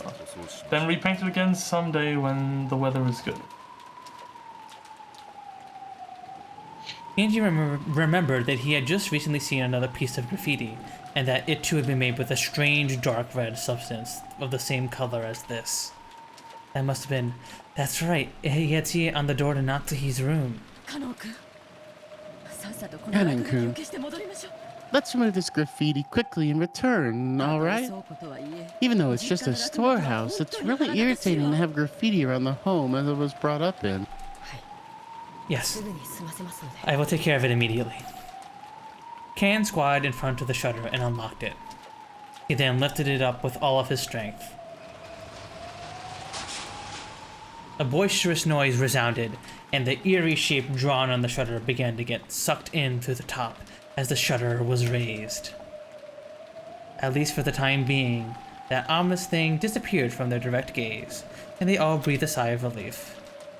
Surely there won't be anything horrible inside. Really? Why would there? Thanks to a kids program that they had come across, Maria was feeling much better. Battler and Jessica were making fun of the kids program at every turn, cackling. George was enjoying the program along with Maria. Nacho sat on a sofa by himself, passing the time by reading quietly. They heard hurried footsteps coming from the hallway. They were footsteps from a single person. Did that mean that it wasn't the group of 4 that just left? Genji was the one who had returned. It was very rare for Genji, who considered being out of breath a violation of servants' virtues, to be gasping for air. He had probably come dashing back from outside the mansion. His shoulders were soaking wet, and he didn't have his usual smart appearance. When Genji noticed Nanjo looking at him, he gave a small, silent bow and quickly approached him.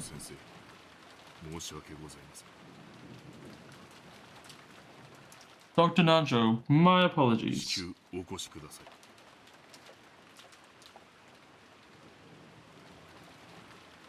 Please come with me quickly.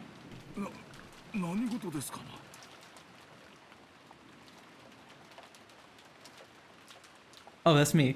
What has happened? As Genji whispered something into Nanjo's ear, Nanjo's face changed color.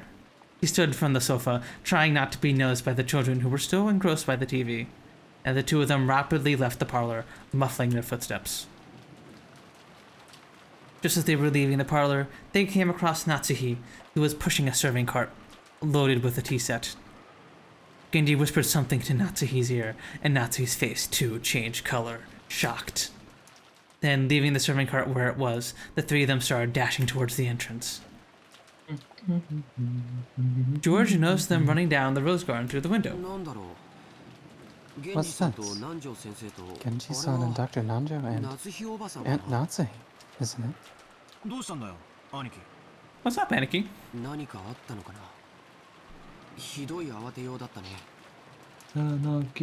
Maybe something has happened. They look incredibly flushed.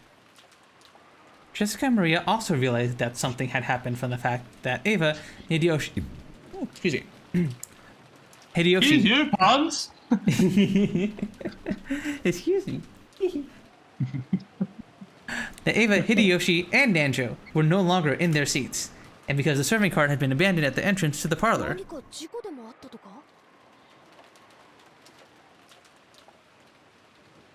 Could there have been some kind of accident? Let's go check it out. That's no fun if we're the only ones left out, right? I want to be left out of this one. Yeah, maybe you want to be left out, Battler. For some reason, what Battler said sounded extremely indiscreet. But they couldn't deny that they were a little insecure and concerned after seeing the adults run off into the rain, disregarding their appearance. 行ってみようぜ。何があったか気になるぜ。 Right. Let's check it out, alright? I need to know what's happening. Jessica's insecure words spoke for all of them. おい、マリア。お前も来るか。 Hey Maria, are you coming それ too? とも Or will you watch TV? Maria. マリアはテレビがいい。Ooh, I want TV. Ooh. 僕たちだけで行こう。 And the rest of us will go by マリアちゃん、 ourselves. すぐ戻るから We'll be ね back soon. テレビを見て待ってるんだよ。 Stay here, watching TV.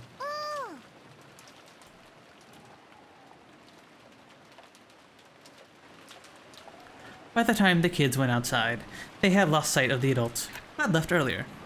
It looks like Jessica had a pretty good idea of where they had gone from the direction they had been running. Following Jessica, they ran to the rain-soaked garden. It felt like the wind suddenly got stronger, the malicious sound of thunder to ring out like it had the previous night. It felt like something eerie had surrounded the island and was trying to stop them from moving forward. ジェシカ、この先には何があるんだ。 Jessica, what's over this way? 確か園芸道具なんかの倉庫があったはずだぜ。 I'm pretty sure that's where the storehouse for gardening tools or something. そんなところに一体何があ What る in ん the だろう world could ね。 be in a place like that? Just as Jessica had said, a storehouse came into view in front of them. They could also see the adults there. The shutter to the storehouse was open, and several of the adults looked as though they were searching for something. For some reason, only Natsuhi was outside the storehouse. Not even holding an umbrella, she was facing away from them and looked like she was hanging her head. The ones who had just left, Genji, Nanjo, and Natsuhi, and the ones who had left before them, Kanon, Eva, and Hideyoshi, made this a large gathering of people, but there was absolutely no bustle of activity. When Natsuhi realized that Chona had come, a terrible expression rose to her face, and she ran at them with her arms spread wide. Do not come over here. Go back to the mansion. However, no. Because of that, the kids saw the scene which Natsuhi was trying to keep them away from. Inside the storehouse, with the shutter wide open, a flickering fluorescent light shone down. And over there...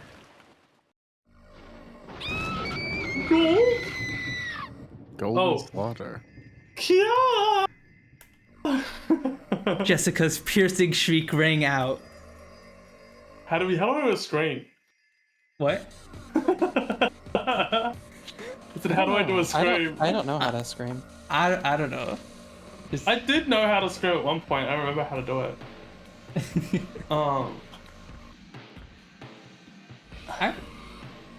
I don't know how to do like a acting scream like that, but I could just go ah or something like that. I don't know.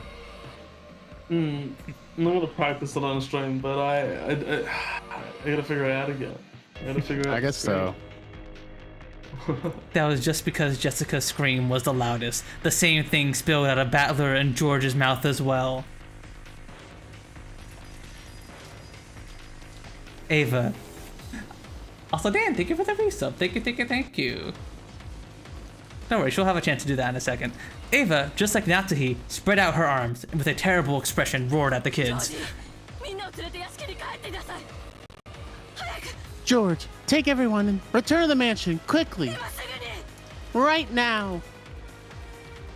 When Natsuhi spread her arms, one might have thought that she was trying to prevent them from advancing any further. However, right now, that wasn't why Ava was spreading her arms. She was trying to hide the terrible scene from the kids. It was her mother's heart, trying to protect the eyes and hearts of his children by attempting to block our view of that terrible scene by at least one width of one of her arms. Is this some kind of joke? Is it? I had seen this kind of cheap scene all too often. In manga, TV, anime, and movies, I had seen it over and over again. This was just seeing something appear in real life that I'd seen plenty of times before in some of those more sensational movies, wasn't it? That alone should... but that suit, it's that old bastard's, isn't it? I get it. That's Uncle Kraus. And Kiryu-san and Auntie Rosa, no! Dad! Dad! You mustn't, Jessica. You mustn't go in. You mustn't live. Dad! Dad! Shut! The fakest fucking scream. Rigor mortis has set in across the entire body. Probably at least 6 hours have passed since death. As far as I can tell, by look at the damage area, there's a high probability they were damaged after their deaths. No, I must watch what I say. I'm a general practitioner. Examining corpses is outside of my area of expertise. So what does this mean? Just killing him wasn't enough, so they went on to do something like this? The devil! This here's the work of the devil! Aunt Natsuhi caught Jessica in her arms, and Auntie Ava caught George and Nikki. So I was the only one who could approach the entrance to the storehouse. If only there had been someone here to catch me too. I wouldn't have needed to have this horrible, evil scene burned into my eyes. No, that's not it. I'm standing here not because of the people who would catch me aren't here, but because the people who would catch me are right there. Just as Jessica has said, it did look like a storehouse used for keeping gardening tools. A lawnmower and its replacement blades, a grass sickle and a hammer, a saw and some construction tools, piled up potted plants and bags of fertilizer. And treated just the same, the corpses of several people had been laid to rest there. No, had been thrown there. I could tell them by their clothes, that old bastard and Kiryu-san, Uncle Kraus and Auntie Rosa, further back, Goda-san, and... There's no more of them? How many people died? Fucking hell, I can't even count them on one hand. God fucking damn it! Shit. Whoa! Whoa! What's the language? Oh. I didn't know whether it had been one of those gardening tools, which if used for something other than their intended purpose could definitely be wielded with a naked brutality, or whether some horrible tool had been brought in here specifically for this. Whatever the case, the bodies lying about here, each of them had been given an atrocious makeover. This wasn't a damn makeover, this is more like their faces have been plowed. Their faces were smashed, forced into an expression that a normal person couldn't make even after death. I couldn't tell where the eyes or the noses were, but I could find the mouth, because it had been gaping wide, the ridges of the teeth exposed. But the front teeth were missing, and even the cheek that should have been covered was all torn up and exposed. The stylish makeup that he spent way too much time fussing over for a guy is no help at all.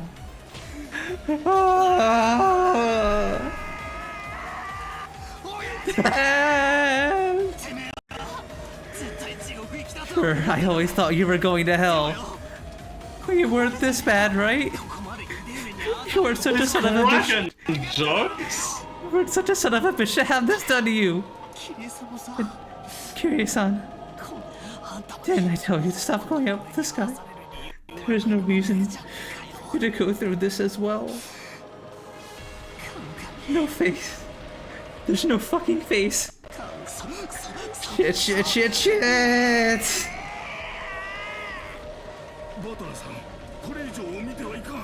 Battler-san, you mustn't look anymore. There's no way your mother or father would want you to see them like this.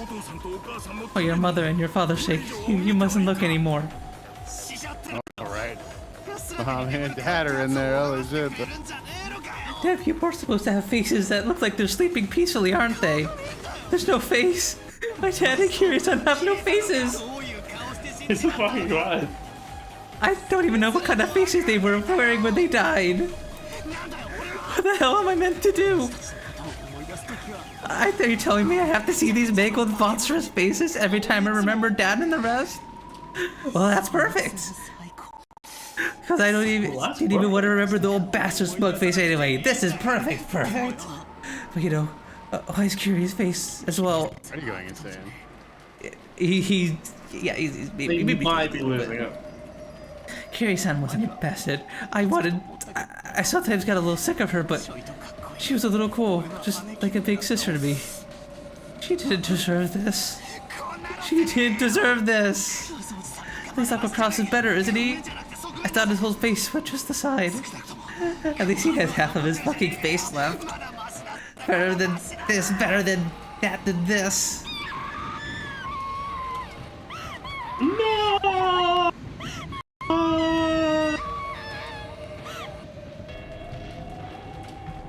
Trying to shut out my reckless words, Jessica tried to fill her ears with the sound of her own screaming. Stop it, Butlerker. Just stop. Just stop it. Aniki! Disregarding age and appearance, I fell to my knees, clinging to Aniki's waist and sobbing. It was as if I was crying on behalf of everyone there. Representing the feelings of everyone there, I screamed over and over.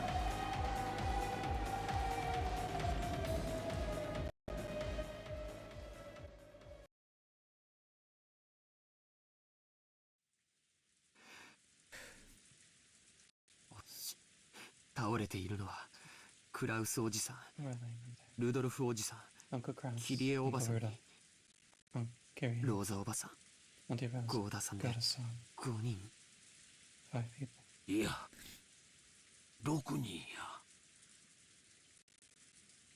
ここに No, 6. There's one more here.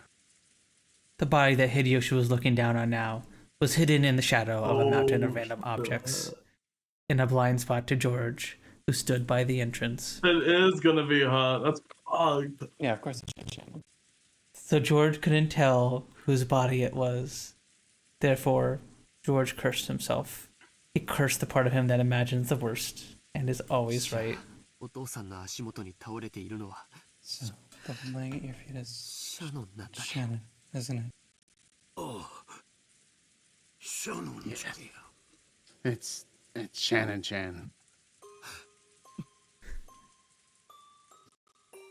Roll in. George was completely silent. He shook slightly, his lower lip trembling. He wanted to run up to his beloved, screaming and crying. But before rashly running up to her, he mustered up all of his strength and asked his father. Is Shannon also the same as Uncle Kraus and the others? Hideyoshi deeply understood the meaning of those words, so he couldn't give George a quick answer. No, he thought of that. To George right now, that was the only possible sincere and loving response. When George had asked whether she was the same, she meant to ask whether her corpse was the same as the others. Since Hideyoshi had denied it, it meant that the body was just as horrible. Can I look at Shannon? No, you can't. Why? After all, I won't be able to see Shannon's face again, right? So why can't I see her last face? Last time you met Shannon-chan was yesterday? Yes.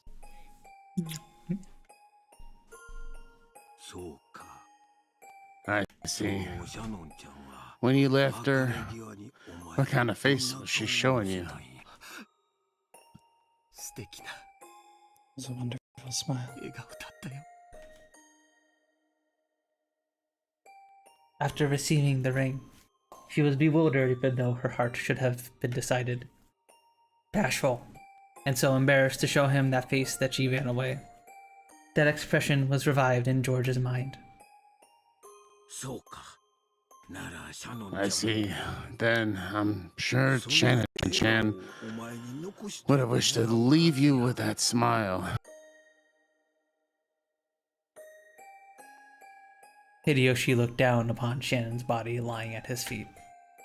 Just like the other bodies, it was in such a horrible state that it would make anyone want to cover their eyes. Half of the face had been smashed off, and no more than half of her expression remained.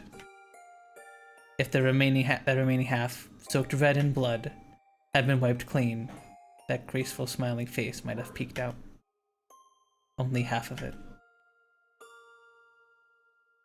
Without thinking, Hideyoshi slapped his hand over his eyes. How cruel. If only it had all been crushed. If they were going to crush it, then he might have been able to deceive George's heart for a while by saying that it was just someone else wearing Shannon's clothes. Yet, they had have left half of the face.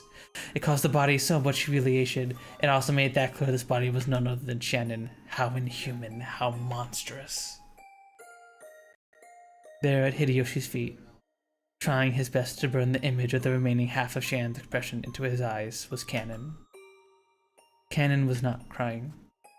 Tears had risen to his eyes, but they did not drip down. That didn't mean he wasn't feeling as much sadness as everyone else. Losing Shannon, who had lived with him in the gospel house, whom he had loved as a sister, must have been just the same as losing a blood relative. George, I'm sure Shannon-chan would be grateful.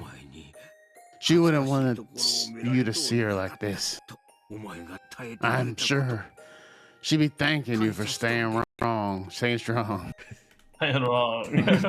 Stay wrong. I understand, Father. I understand. George leaned against the outside of the wall of the storehouse, sinking down powerlessly. Father, I have a request.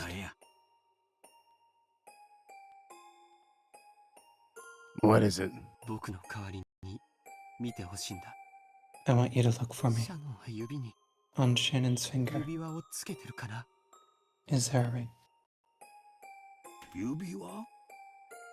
A ring? Let me see.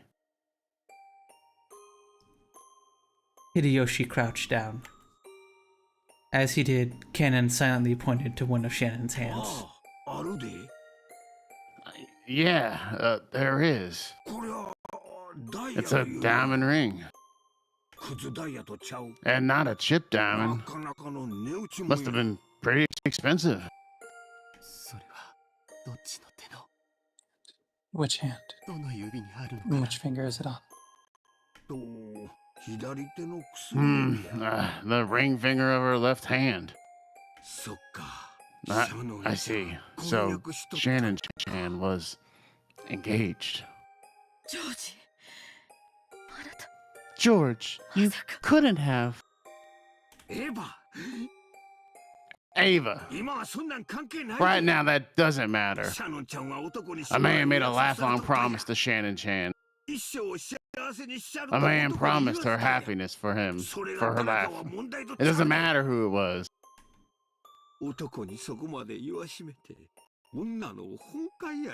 Being told that by a man, it's a woman's dream, isn't it?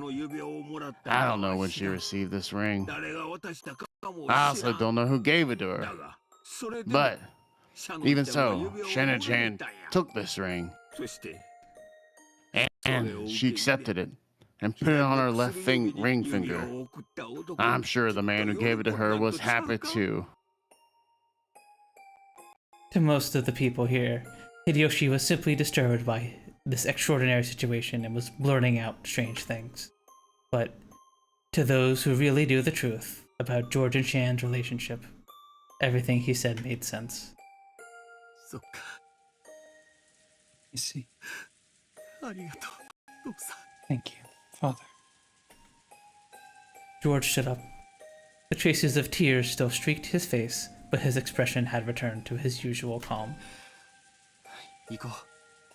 Let's go. Bella-kun, Jessica-chan. If we stay here any long, we'll get in the way of the adults.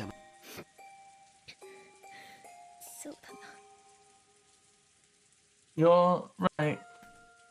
Jessica sniffled once, trying to say that she was alright. She showed her face to her mother, who had been holding her the whole time.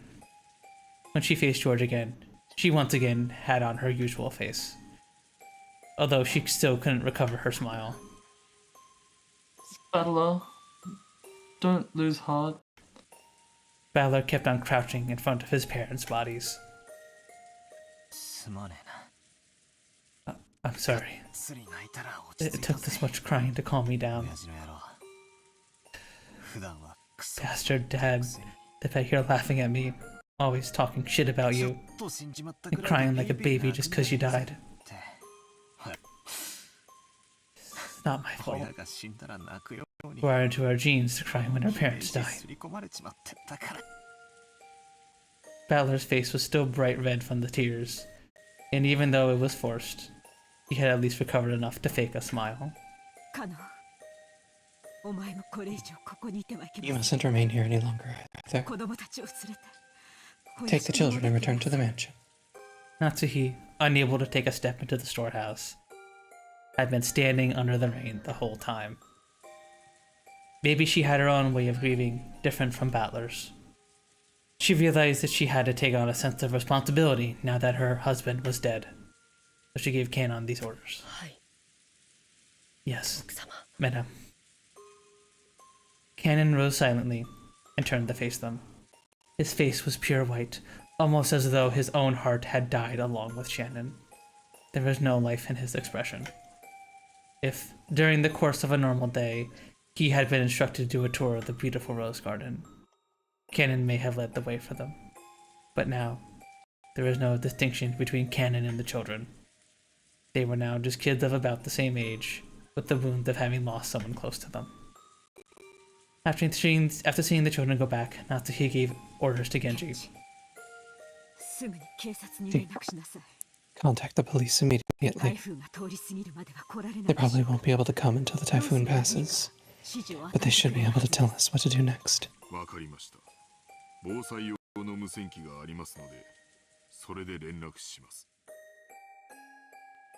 Understood.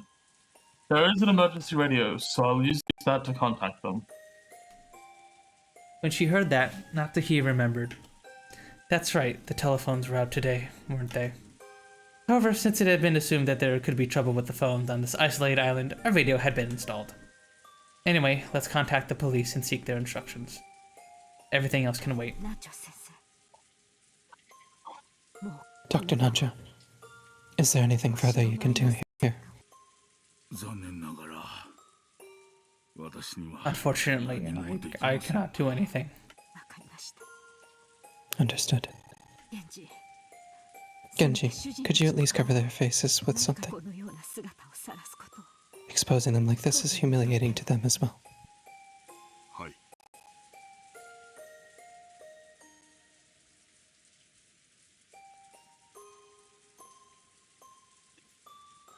Yes. Genji picked up several towels hanging inside the storehouse when Ava stopped him in a shrill voice. Wait a second. Stop. This is the scene of a crime, isn't it? Then we can't disturb it. In our confusion, we've tracked money footprints all over the scene, and I'm sure that will have caused trouble for the police's investigation. Natsuhi glared at Ava testily. Objectively speaking, Ava was right. Even so, she glared at Ava as though accusing her of refusing to do those tragic corpses, which had been humiliated even after death, the simple kindness of covering their faces. However, Ava had spoken both calmly and correctly. This horrible state was definitely not an accident. It was a crime. Someone had killed them. It was a murder case. In that case, they should be careful not to further disturb the site. They had to aid the police as much as possible, so they might hand over a clue that could be used to find the detestable culprit. I agree with Ava-san. Until the police come, then we should leave everything be.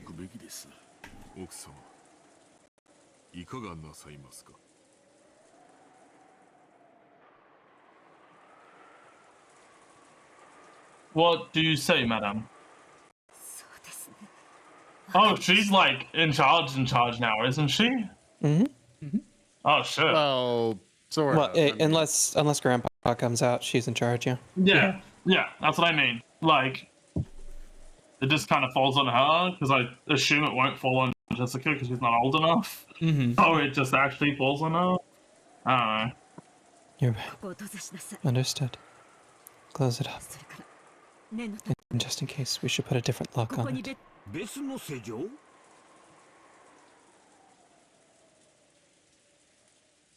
A different lock. Yes. When we came here, the shutter was locked. That means the culprit used the key to the shutter to lock it. 確かに通りや That makes sense. Then, does that mean that the key which opens the shutter will have the killer's fingerprints? I am sure it will be worthwhile to submit it to the police as evidence. But Canon-kun handled it just as normal and used it to open this. It will probably also have his fingerprints on it. Also, that key was handed to Genji just now, and he took it with his bare hands. It doesn't look like it will be very useful as evidence. それは不用心でした申し訳ございません That was careless of me. My apologies. 源氏さんこの倉庫の鍵は他にもあるんか Genji-san, are there other keys to this storehouse? いいえこの一つだけです Only this one. ということは Which means that the killer walked out of the servant room with that key and then conscientiously returned the key to where they found it, right? Hideyoshi's theory sounded plausible, but was actually very strange if you thought about it. Why would they go through all the trouble of returning a key that they stole? No, if you think about it even more deeply, there are some even more bizarre points. Usually when a criminal hides a body, they are trying to delay the point in which it will be found and use that time to escape. The actual place where the six were killed wasn't necessarily here, but they had been killed somewhere on this island. And it would have been normal to think that if the reason they had been carried to the storehouse was to hide the bodies and delay the discovery of the crime. But that graffiti drawn on the shutter that looked like an eerie magic circle had eloquently indicated that the corpses were hidden here. It didn't specifically say that they were here, but after 6 people had gone missing, and making such an obvious scribble and even returning the key to open it, it seems as though someone wanted the corpses to be discovered here.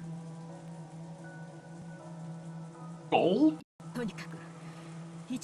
In any case, a lock that the killer has opened once before will not be sufficiently trustworthy on its own. If we want to protect this place from the killer's hand, I think we should put a new lock on. I think that's a good plan. I agree. Genji fished around inside the storehouse and sealed a brand new padlock which had been inside a small box.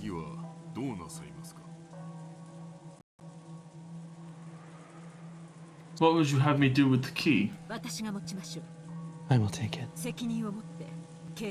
I will take responsibility and hand it over to the police. Natsuki took the key to the padlock from Genji's hand. After that, they all exited and lowered the shutter. Because of that, the corpses were once again sealed behind that shutter, covered with the gruesome magic circle. Genji crouched down in front of the shutter to fasten the new padlock. In addition to the main lock on the shutter, there's sometimes a place where you can attach your own lock in front of it. This was one of those types. In the midst of the roar of thunder and the pouring rain, the storehouse stood there ominously. On its closed shutter was the magic circle, drawn in a creepy blood-like substance and swallowing up the bodies of 6 whole people. Are we still playing this game of it's not blood when there's like there was plenty of blood to go around? I mean, okay, yeah, like to be here, like they probably could have used blood to do that if they really wanted to. Like now they know for sure that that's a valid possibility. Yeah, it's probably blood. Mm-hmm. To Natsuhi, putting the new lock on may have not been entirely to preserve the scene for the police, but rather, she felt like she wanted to shut that mouth for all eternity, to prevent more victims from being swallowed by the eerie demon. Come on, let's go. Talk to you later. Thank you very much for your work. Genji, quickly contact the police. I will contact them as soon as I return. The adults left the storehouse.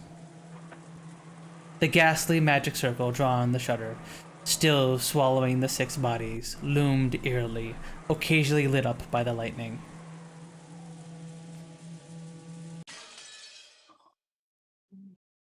Goddamn. The murders have begun. What? They started murdering people?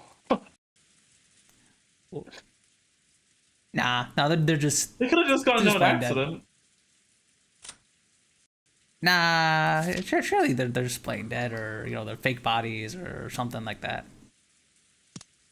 I think they could have just, like, slipped or something. They fell. Yeah, They all fell on their head.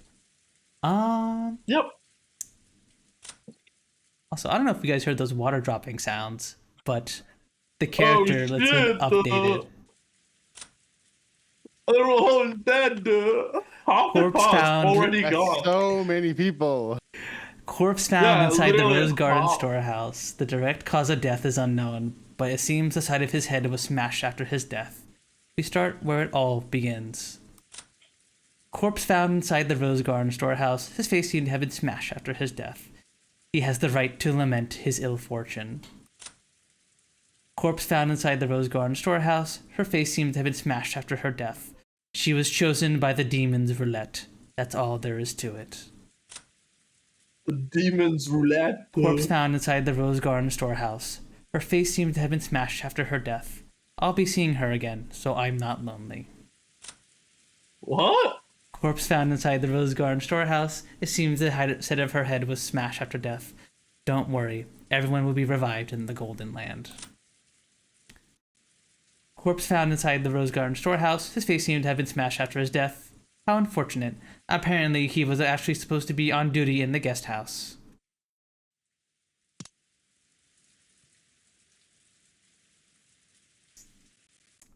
Oh no, she stayed in the guest house. Would she have been fine? Oh no. Who knows? That's fucked. Who knows? But yeah, I kind of interrupted you guys, but I wanted to make sure we covered that before we ended stream. Wait, what were you saying? No. What? I know you were saying something before I pulled up the character thing. Fucking no.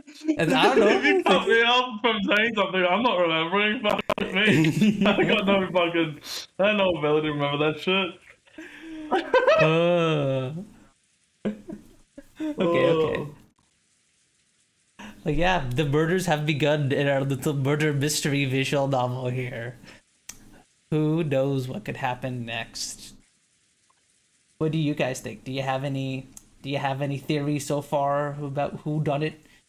The witch. You think it's the witch? Is it the witch? Is it one of the 18 people on the island? Is it the mysterious 19th person? People on the island. 18 people on the island, yes. There are 18 people we know about on the island, and we are now down to 12. Wait, how many is 18? 18. Could you count that out for me?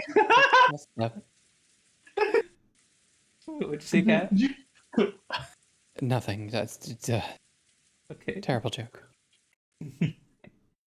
Pat said she loves 6'7" jokes. 6'7". 6'7". Okay. Oh. I couldn't hear you because my headphones started doing the popping thing again. That's not what she said. The murder, so I.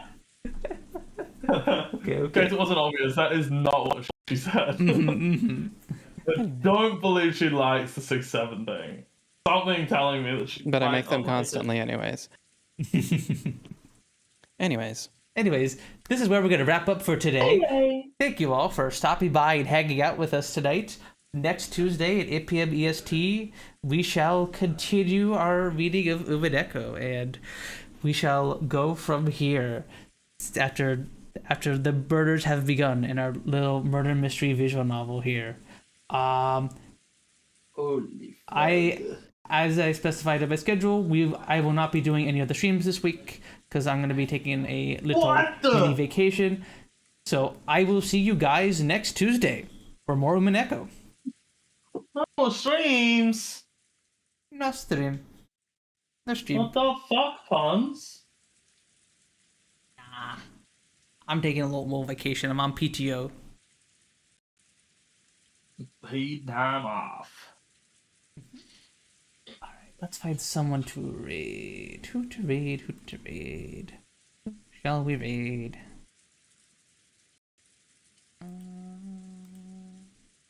Are there any homies online? No, there are not. None. Not a single one. No friends. Pons has no friends. What the? No friends have an ass. No friends. You have 0 friends. He's never coming back to life. Oh, I'll send you guys over to Moemi. I haven't had the chance to raid him in a bit. Go send Moemi my love and support. He is a very chill femboy rat VTuber. Go send him all my love. Femboy rat? VTuber? Yep. Rat. Rat. A flat VTuber. Yeah. I'll see you guys next Tuesday for more Umineko. Yes, we are the rats. Thank you all once again, and bye bye everybody. Bye bye. Bye bye. Wham, I'm gonna bum, bye. bum, bum, bum. Wham, wham, bum.